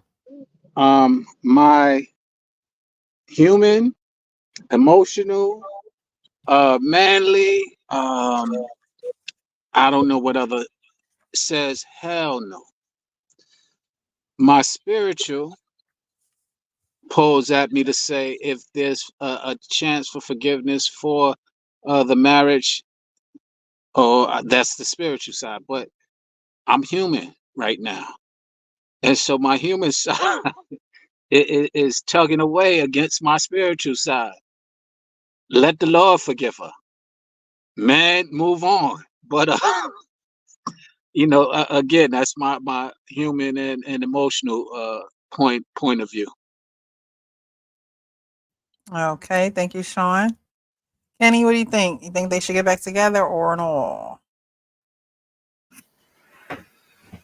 You went and broke the covenant. You saw the grass wasn't greener on the other side. Whatever issues they had, they should have been able to work out as husband and wife. You didn't have the faith nor grit to stick it out and make it work. You wanted to go out there and dip out, stay out there. I wasn't the one that left. No. Go live by your mother. Ooh, not by the mother, huh? All right. Rick, what do you think, Uncle Ricky?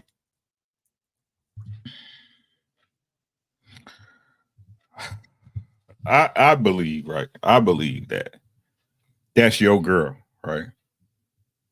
That's your girl. She's broken. She's broken, right? She ain't no good to nobody. But she divorced him. She divorced him. You went out there and saw it wasn't what you thought it was, and now you want to circle back. That y'all know what that really mean, though? Y'all know what that really saying? She divorced that man for no reason. That's what it's really saying. And let's throw out the social media embarrassment, right? The innuendos, right? The long haiku and soliloquies, right? Let's throw that out, right? You separated yourself from your husband, not just you, but your children. Tore family down for no reason other than you didn't feel like being married at the time. That's it. All these horror stories we hear about men. Oh, he this and this, that, and this. But it's funny how women always circling back, ain't it? Ain't it funny how they always spinning the block on the same dude they was with? But the story they tell y'all, it's the most extreme case of 2012 y'all ever seen in y'all life. When she was with that man, the earth was falling, the volcanoes was erupting, planes was diving from the air. Leave her where she at. Leave her where she's at. She's a miserable woman. She's a miserable woman.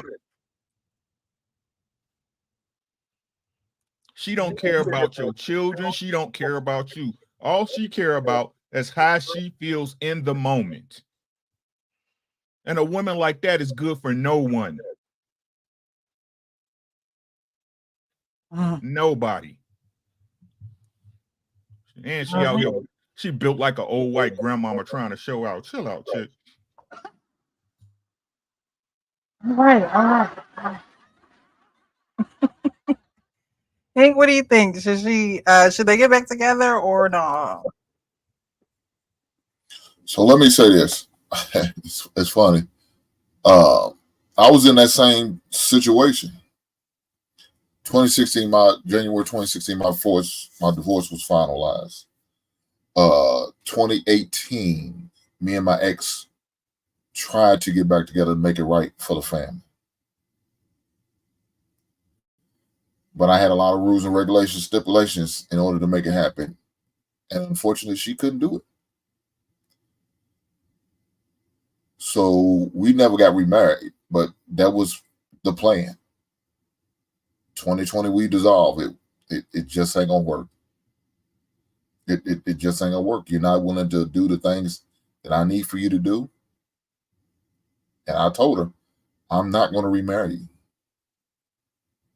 We could play boyfriend girlfriend if you want to. But I'm not going to remarry you. And she said, there's no need us being together. I said, oh, I'm okay with that too. And we went our separate ways. So did I try? Yes. And I tried to do it for the betterment of the family.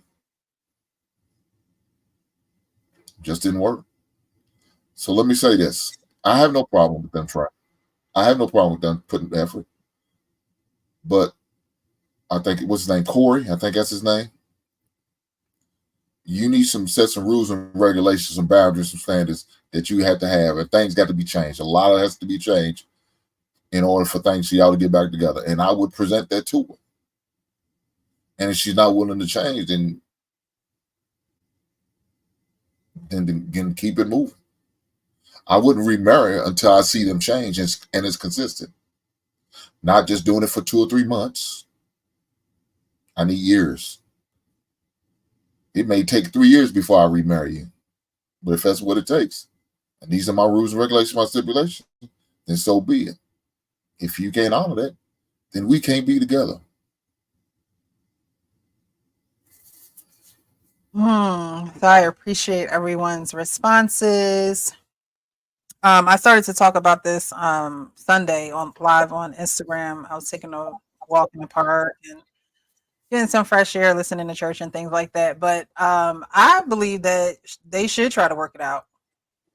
I really do. Now I know that Tia's disrespect and disdain for her husband has been very loud, and so I believe that if they're going to work it out, then she needs to be just as loud with reconciliation with him. She needs to be just as loud with that because you think about it, she talks about she shouldn't be back with him because it's hard out here dating and things like that, even though that is facts and that's reality for her. But you had a husband, you had children with him. I believe I want to say he was one of her only boyfriends or serious relationships, which means you guys know each other. You'll know him more than you'll know any man that you try to come across. Any man you try to come across, you hear her saying, "Oh, well, they don't want to court, and they don't want to." She feels as though that men think they're the prize, in which I don't see the problem with men thinking that they're the prize. But even in the conversation that she had with him, the ending of that clip, because I kind of pieced some stuff together, but even the ending of that clip, Corey clearly has come into this thing with the mindset that marriage is work. Marriage is work. And I believe that Tia didn't want to be with Corey anymore because she didn't know a life outside of him, a personal life outside of him. And I don't think that that's a reason to divorce your husband. She also didn't know who she was as a woman. That's not a reason to divorce your husband. if anything, your man shows you who you are as a woman in that relationship. And I think that this showed her that she probably wasn't as whole of a woman as she probably wanted to be. And so, okay, cool. But to divorce your husband over that, to me, seems drastic. It seems like very like the first clip that we played, very impulsive, very emotional. I believe Corey had put out a post saying that, you know, when you act off of emotions, it'll cost you every time. So Corey knows who he dealing with. He didn't file for divorce from her. She filed for divorce from him. And so if there was a possibility that they are going to get back together, because again, this is hearsay. I've seen a lot of people report on it. I've seen a clip. I believe she's coming out with a new reality show. I forget what the name is. It's coming out, I believe, next month. And she's going to talk about her journey, her divorce journey, being single and things like that. Like she said, she only been on the market for 3 months, but 3 months obviously has been a very distasteful, you know, amount of time for her to be out here and figure out that it's not like what it is being home. And even though it's different and it may not be as, you know, as sweet as you think it is supposed to be at home, you need to take your ass home. Because you have a husband, or you had a husband, in which, you know, there's people who get married and then get married again and then get married again. In my live, I was talking about, I think the Braxtons, I think their parents got married and remarried a few times. And then eventually, you know, it didn't work. But I don't think that they tried. I think it was just divorce and then boom. Tia and Corey are divorced. She putting out this sad post, you know, on Instagram, and everybody's like, what happened?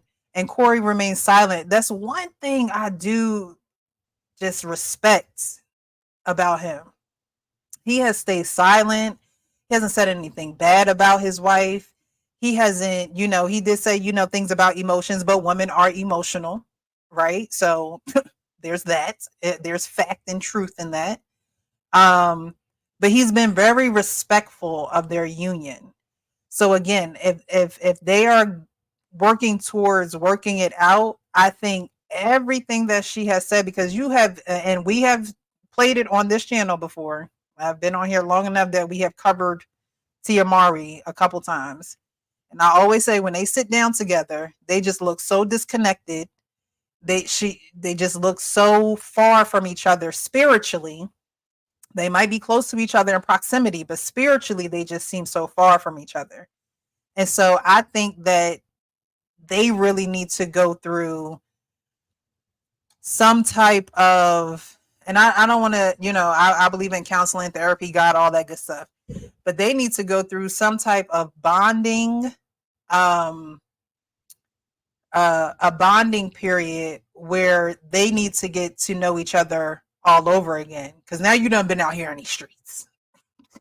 And I remember somebody had put up, I think in my post on Instagram, like, okay, now you're gonna have to go get tested.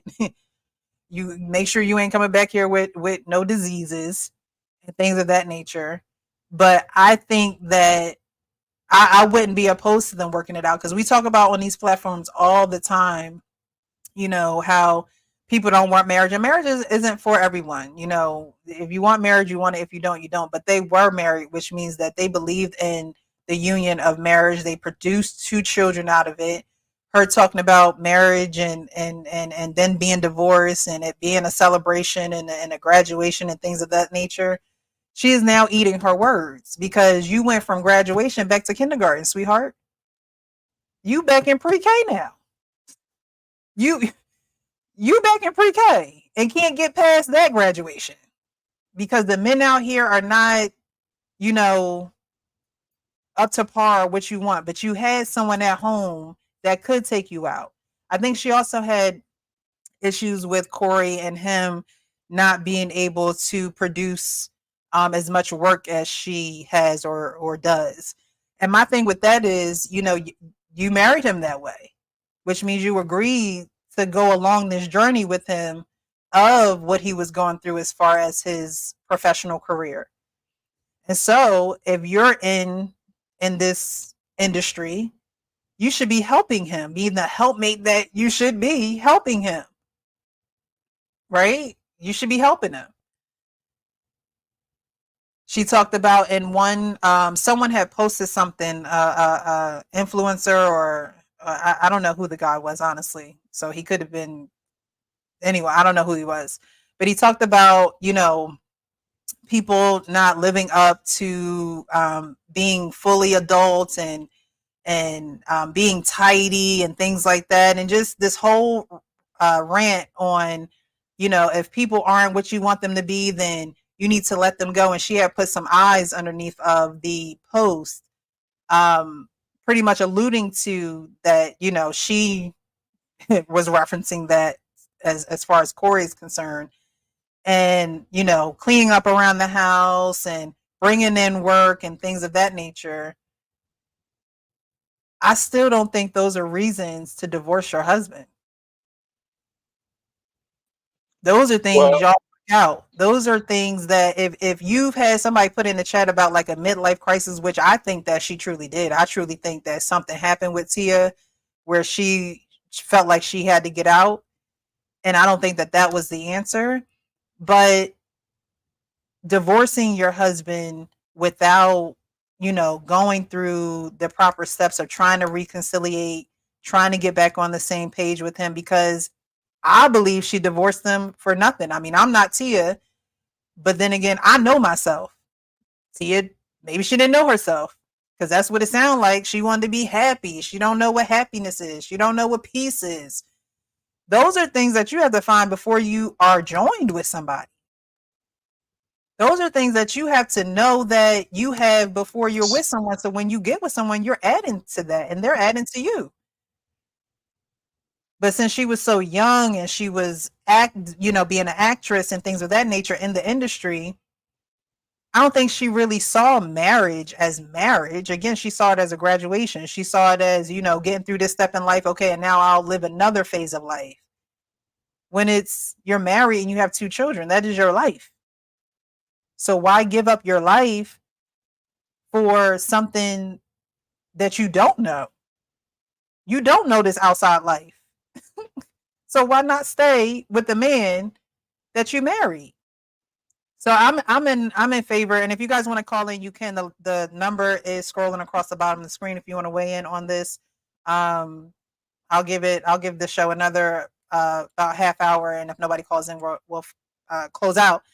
But I would be happy to see them work it out, but I would want her to be just as loud with reconciliation as she was with staring him down and making him look like a fool in social media. Another woman who goes to social media to talk about issues. I just hate that aspect. I can't stand her. To talk about your issues. I can't stand her. I'm sorry. So Precious, what can be the reconciliation after you totally embarrassed me as a man, your husband, treated me at the lowest of low? We don't know what went on inside closed doors, but we can surmise from his silence and respecting his covenant and her audacity to blast that all over the ethos of public media. Then when she found out that she's no longer a bad bee and the pickings is slim for her, she wants to come back home. That's a bitter pill to swallow for a man, and men are prideful, especially men that hold to a covenant because he didn't break it. Mm-hmm. She could have did that all nice and quiet, kept her business to herself without trying to tear down the man on her way out. But she chose the latter, right? I agree with you. Okay. And from a I just woman, want to chime in before Kenneth, I'm not before you done yet. continue, because I want to thank Precious and Hank for pulling me back to my spiritual side, and Kenneth, you just bringing me back over there, and I don't want to go back over there. So I just want to say, yeah, I can understand the perspective that both you and Hank brought up, and there will be some stipulations on being able to forgive her. And I gotta find it in my heart to be able to forgive on that spiritual side. But Ken, you can pull me right back in over there. Rick, you could as well. And I'm just trying not to go over there because I'm feeling emotional about it. I'm in my Nah, feelings nah, about not it. with this one, bro. Not with this one. Like, again, I'm just ranting, right? To me personally, I think she left him because he was a husband, because he covered her, because it was some things that he would not allow her to embarrass herself with, right? If you go and you do research on them, right? Uh, she was complaining about a lot how Corey wouldn't let her get on TikTok and do the little dances and the silhouette challenges and shit like that right before they got divorced, right? So to me personally, I just think he was being a husband. And again, people on the inside looking out, thinking the world out there is something that's not, right? Oh, I can get a man anytime, and I don't care what nobody say. The only reason a woman will leave a man is she feels, especially if he's a good man, a decent man, a husband, right? And he's a good option. The only reason they're gonna leave a man 9 times out of 10, right, is one or two reasons. Money. That means there's a better option available, or some dick. That's it. I don't care what nobody say, right? She thought it was some better dick. She thought she could replace Corey Hardrick at the drop of a dime because she was Tia Mowry from whatever show she used to play on and shit, and thinking that was still handling. Somebody was in her ear telling her she was better than she was. Right? I So, wholeheartedly agree with that. right? So that being said, right? How would it look for him as a man knowing this? Because we always find out after the fact, right, fellas? We always find out after the fact, right? She calling you, hey, can you keep the kids an extra weekend? Because I'm going on a yacht with somebody, da-da-da, and it's 2 weeks after y'all done got divorced. 2 weeks? What they say with us if we were a girl after we broke up with them in 2 weeks? You been messing with her? You been had her around. Right?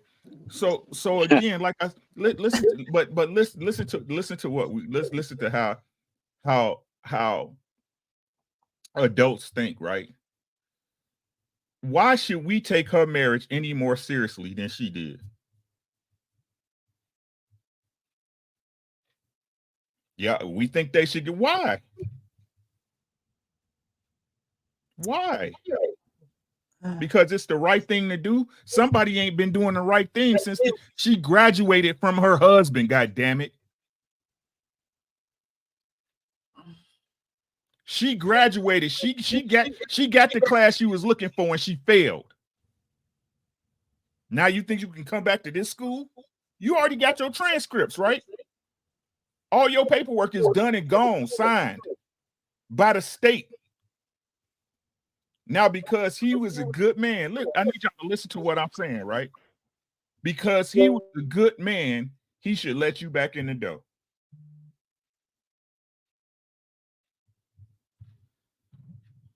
What's the point of being a good man if you don't get no rewards from it? What's the point of being a good husband when your wife ain't gonna be decent? What's the point of courting a woman when they all trying to get your money? And y'all wonder why we're at where we're at. She had one job, keep your husband. And she gave him away like he was free. Gave him away like he was free, like he was nothing. Let's keep it honest, like he was beneath her. Oh, you're not good enough for anymore. You know what? I'm grown now. The things I liked before, I don't like them anymore. You're just peasants. You got your money, I got your money. We'll split the kids. It doesn't mean shit. I mean, this happens all the time. That's what everybody does.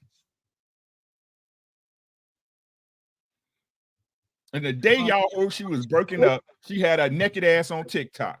Facts, or am I lying? That's facts. You're telling the truth. Leave that ain't shit woman where she at. Let her sit in that dark ass bedroom in that big ass bed by herself, because her kids are gonna grow up and go off to college or go off to private school, and leave her in her thoughts. Leave her in her motherfucking thoughts. Him marrying her and taking her back ain't gonna make her no better of a woman. Well, I don't know. I think it's giving her some what they say, straightening. She definitely getting some straightening now, because you know, in that interview you could tell she don't she. It's almost like she don't have the strength to do the work in the marriage, but then she also don't have the strength to be out here in these streets. You know, it's almost like if you want to put the work anywhere, you should put it in your relationship and not out here in these streets. You know, so that's why I say go back, because no amount of work that you put out here now is going to equal what you and Corey have built, the children that you do have. I know that there was a, I believe he wanted, spousal support and it wasn't issued. And so, you know, it's pretty much straight down the middle as far as them raising their children and, um, you know, bills, anything that comes with that. So I don't know. I just believe like Hank said, you know, there has to be some stipulations if you come back. I mean, honestly, he wouldn't be wrong if he was like, so what was it like? Have you learned your lesson? Have you come to your senses? Um, but I think, you know, for the sake of their family, I honestly think that they should be back together. Because, like you said, who gonna want her? Who Eh, gonna want her? And it, that's not his problem. It's not his problem at all. But at the same time, you know, 14 years of marriage to throw down the drain because you don't know what happiness is, and you feel as though the, you know, work that you're doing within your marriage is taken away from that. No, you need to find out how you can be a whole woman within your marriage. And I think she took the easy way out and divorced him. That's the easy way out. You took the Or easy so, way out. or so she You thought. didn't want to grow. You didn't want to grow, right? Or so she thought. You didn't want to grow, you know, through the growing pains. Because for 14 years, my gosh, I got through the 7-year itch. You got through, you know, 10 years, and then you get to 14 years. It's like, come on. yeah. You know what, Rick? You pulled me right back over there to the dark side, and I understand. But in all actuality, it would have to be some very strong, definitive changes in her to even consider it. For the family, it is worth considering. As I said again, spiritually, forgiveness is something that we need to learn better. And yeah, every point that you made is critical, but here's some points that weren't spoken about. She has been in the entertainment industry all her life. She has been a shelter spoiled little brat. And unfortunately, she wasn't listening to nobody, which she probably was conditioned to because of her lifestyle. And she had to find out the hard way, which is an unfortunate reality of a lot of people. But do we not forgive them once they found out? I'm trained to believe that we should, and I do believe that. But in order to make it believable, you have to be, as Hank said, consistent on the stipulations or the things or the identities of what that looks like, and whether that's and how that looks is to be determined. But yeah, you would have to identify what that looks like. You would have to be consistent on wanting it. As Precious said, you would have to voice it very loudly as far as your change, as loudly as you voiced everything else. In that clip, she did say, "Yeah, the man is the prize." You would be having to say that, to the wheels roll off. But um, yeah, I did get pulled back in there, Rick, because you made a lot of great points. But again, my spirit and my maturity, I have to go back to understanding forgiveness and identifying that, But to Hank's and Precious' point, again, it would have to be laid out there. There will be rules because she basically was unruly. And unfortunately, she was an unruly, spoiled little brat. I'm not surprised though because of the entertainment industry that she's in and how people are conditioned in that area. So, am I surprised that that's how she act? Not at all. Uh, does that warrant merit for what she did? Not at all. But does it warrant forgiveness if she has learned her lesson? Absolutely. Yeah. You guys can call in. We got about 15 more minutes if you want to call in. If not, we're going to close the show. I'm going to read some of these. We did get a super chat, so I do apologize. Mr. He said, thank you so much for contributing to the platform. He says, for the grind ringing. Thanks so much for being here. Thank you guys for being. Ooh, look who I see in the chat, though. He can't take her back under any circumstances. From Mr. R. Payne himself. Pain. He has Salute to ravaged you and us. yours, man. I know you're out there. I think you and your wife are Happy celebrating y'all's anniversary. Well, Yes, happy anniversary, brother. congratulations. But we knew that was going to be our Payne's Congrats, position. OG. Yeah, congratulations. Happy But anniversary. we knew that was going to be our Payne's position because she did the unthinkable. She She messed with publicly shamed somebody him. else. And well, did she? I mean, In I don't know. our We can Payne's assume. mind, Right. she absolutely did. It don't matter if she did or didn't. She did. And I think it's a lot to do with, public shaming. That's one thing. Again, I'm gonna go back. I hate that women do that. I hate that women will get on the internet and publicly shame a man. It shows how immature and how it's almost like a temper tantrum that a kid is having. Mr. Let Go always say that women are children. But it shows those characteristics coming out because it's like if you can't handle this and we know that Tia Mowry is part of the entertainment business and things of that nature. And that's why when she comes out with this new reality show or whatever she's coming out with, I need her to talk about how much of a fool she has been. I need her to be real with that. Seriously. Precisely. She's I going agree to talk about this divorce. She's going to talk about who want to make a bet right now. I bet you 100. I bet you 100 she don't take nothing she said back. Well, to be honest with you, I wouldn't take that bet. The whole whatever this is going to be, reality TV series. I don't know what it's going to be. Maybe I should look it up. It is not. What? Yeah. Look. I wouldn't take that bet, Rick, because again, she's in the entertainment industry, which is based around a lot of pride, and there's a lot of people who, that pride is something that's more dangerous than anything why else. do y'all expect it to change when he forgive her? Why? Life could humble pride. That's why, but I don't think it's gonna. I don't think that. I can't argue with you. I'm just trying to have. I'm gonna go with y'all. Right? I forgive her, but there will be stipulations. She'll have to watch me hit her sister. Oops, I didn't know. Y'all twins, ain't y'all? Man, forgive me. She'd have to watch.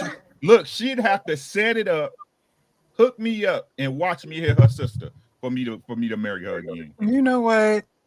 Wow. You know what? what? Oh man. I mean, that's an extreme, but I'm not mad at it. It's an extreme retribution. It's an extreme retribution, but hey, whatever it takes, if that's what it took, then it will be her eating pie or you eating pie, depending on how you want to look at it.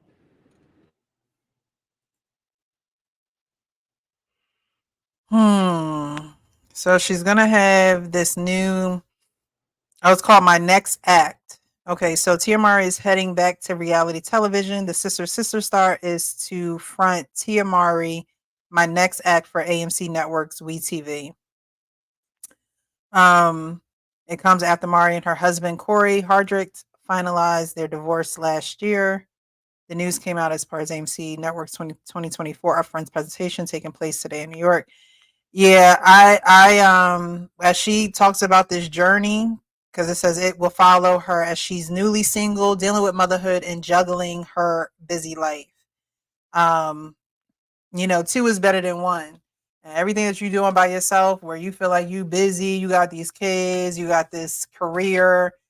Corey was once upon a time there. He was, your husband. He was splitting those things with you. So for the mere fact that you want to have this reality show, I want you to talk about how hard it is and how you regret doing it. That's what I want to see. She is still banking off of their divorce, my sister. I agree with Rick, and the reason what you just read, Precious, is the reason why I would not take Rick up on that bet. It's because as good as it sounds, she's still caught up in being a selfish Hollywood little kid. She is still banking off the failure that she caused. And y'all think, man, leave her for the streets, bro. And I can't dispute that because if you really are trying to get your life together, a show is not the way to go. He's already your life has already been publicly shamed, so you have to take that your life out of the public in order to retribute. That's why I want her to wrap it up full circle. That's why she should come out and say, "Look, these last couple of these last few years have really been eye opening for me. They have really been eye opening for me." And I would like because you hear about women, divorcing their husbands and, throwing them out there to the wolves and things of that nature. But do you really hear a woman say, you know what? I was wrong for what I did. I regret doing what I did. And she got a bag, and she got a bag on the line. Yeah. They have a bag because honestly, they're still family. You divorce your husband, y'all still family. Right. And like I said, it's hard because she's still chasing the bag. And let's just play it out. Let's just say it was a money bag for the family. They're getting on this show and they're trying to come together and genuinely, and they're gonna get a bag while doing it. That's a dangerous game to play. That's a real dangerous game to play because she already showed that she don't really know how to play the game of life that well. So she will probably fail. And he will wind up having to eat crow again in public because he's trying to, get the bag and do it professionally and business wise. But she ain't ready. She's not showing she's ready. Life is not a game she knows how to play. She know how to play the theater game. She know how to play the Hollywood game. She know how to play the spoiled little brat game. She know how to play the woman hear me roar game. She know how to play a lot of games, but life game, she ain't that well at. She ain't that good at. Yeah, I mean, it says it's the first time she's on her own. I the first time you on your own after a divorce, I don't know. It just seems like there was something definitely missing as far as her owning who she is throughout her career or throughout her time before she got married, because it's just such a horrible time to do this, be out on your own after you done got divorced when you were covered by a man. And I think because things weren't as perfect as she wanted them to be in the relationship, she thought she had to get out of it. And no relationship is perfect. So, and as you can see out here in the dating world, it's not going as she thought it was planned. It's definitely not. So to leave a 14-year relationship, really 18-year relationship, to me is crazy. But hey.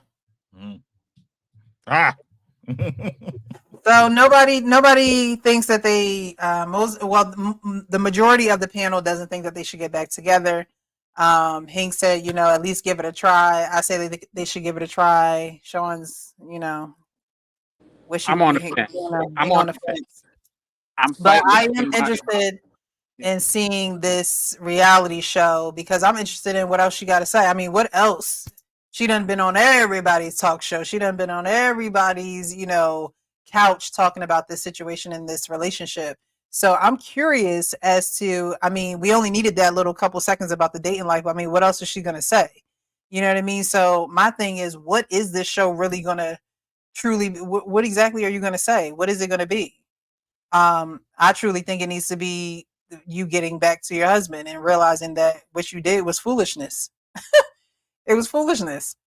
But hey, we might be holding our breath for that. So we shall see. We shall see. Uncle Rick, like, y'all want to bet though. None of y'all want to put no money up. You know what I'm saying? So I think y'all just filling wolf tickets. You feel me? Yeah, I think y'all just doing lip service. Nah, man. I just think like if they were still married and separated, for sure. You know what I'm saying? Still an understanding in between each y'all. The covenant, the contract and the covenant still there. But she broke it, man. Nah, bro. Nah, man.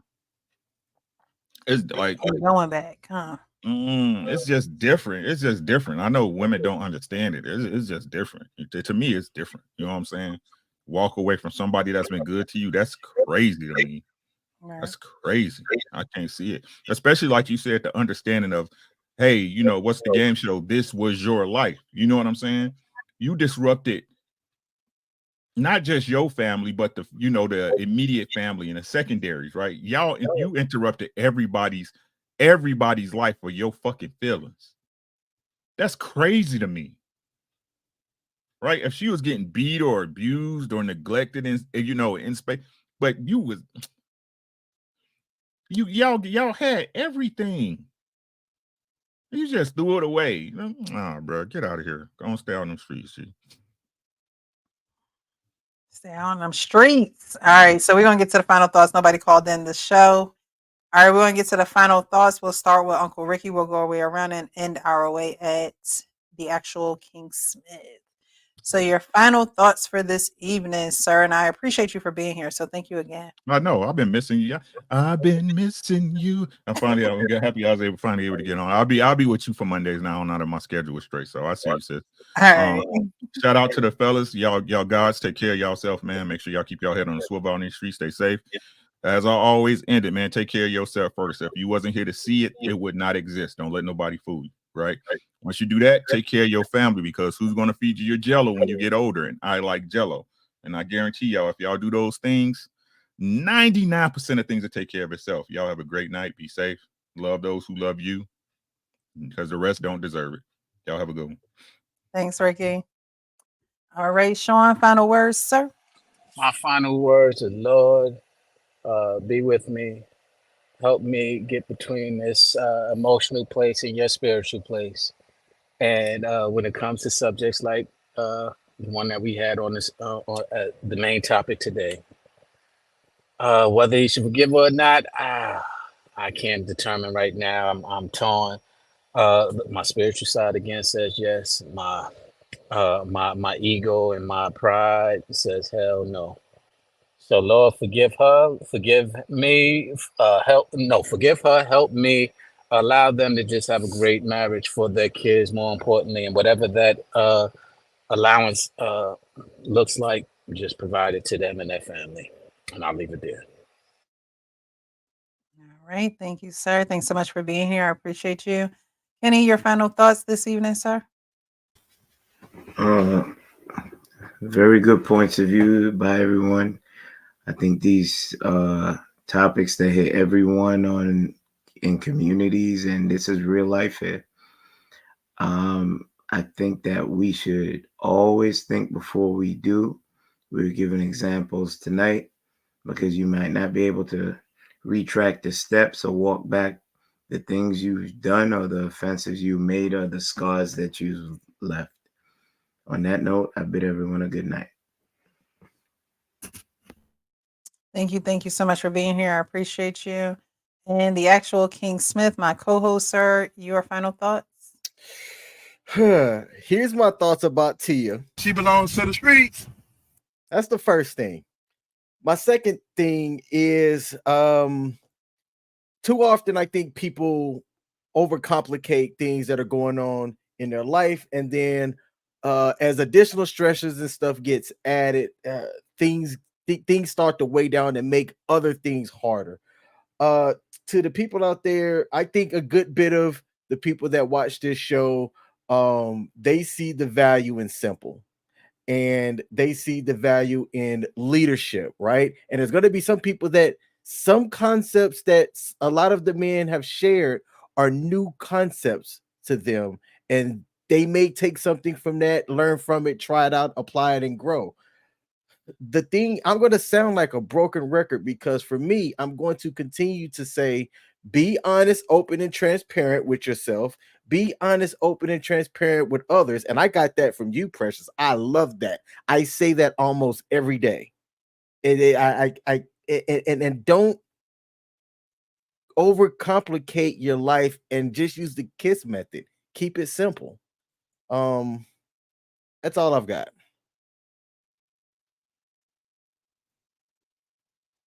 All right. So I appreciate you guys. Thank you. Thank you. Thank you. I think some people are dropping off, so I appreciate you. But thank you guys for joining. Those who are on Facebook, those who have joined their channel with ours so that their audience can see. I really appreciate you guys for participating, for sending the super chats, for sending the cash apps. I appreciate you guys so much. I don't know what's going on with my YouTube. YouTube don't like me too much, y'all. YouTube sent me an email, and I'm like, I just don't know if I'm gonna continue to do YouTube. But I love doing these Monday nights with you guys. So I don't know. Stay tuned, because I may have to think of a different direction, maybe a different platform. I don't know what I need to do. And so I'm just going to be still for a little bit until I figure it out, and really go into a direction. I love having these conversations. I know a lot of people actually like watching these conversations. From some of King's people, he, always reports back to me and tells me, hey, look, I have people who love your channel. They love the different age groups on here, the different perspectives. And I think, we're not ratchet enough for YouTube. We're not ratchet enough. But that has never been my lane, and I will not start to get ratchet for YouTube. So I'm just going to have to think of different avenues and different ways to connect with you guys. But I do appreciate you, all those who watch, who tune in. Again, from Facebook, you guys don't have to. You still tune in, you still watch, you still contribute. So I really do appreciate you. And my final thoughts, like since day one, since I have been here, be real with yourself so you can be real with others. If you're not real with yourself, you can't be real with others. You can't build anything with others. You can't sustain anything with others, because you're lying to yourself. And so, if you have to be alone long so you can be real with yourself, at least you'll have oneness within yourself, so that you'll be able to receive and give to others. When you're not real with yourself, you can't be real with other people. So I appreciate you guys. Those are my final thoughts. Be hot, honest, open, and transparent.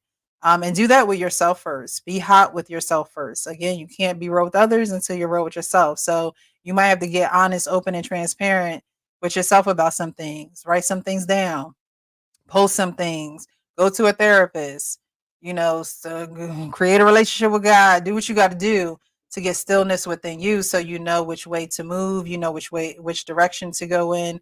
And so you won't be going in circles. I think that when you're not real with yourself, then you start to go in circles, and you wonder why, and you wonder why you're not getting where you need to get to, because you're not being real with yourself. And so, even with this YouTube, I love doing this. But, I have to be real with myself and say, is this truly where God wants me to be? I love being here with y'all, but I gotta be real. Like, is this where I need to be putting my time, my energy? And so we will cross that bridge when we get there. But I love that we had this conversation this evening. I love the different perspectives, and I love that we can get together and have civil conversations. I really do. So I appreciate you guys. And again, thank you for joining us. Happy Tuesday at this point. And again, be real with yourself so you can be real with others. You guys have a great evening, okay? Good night. Good night.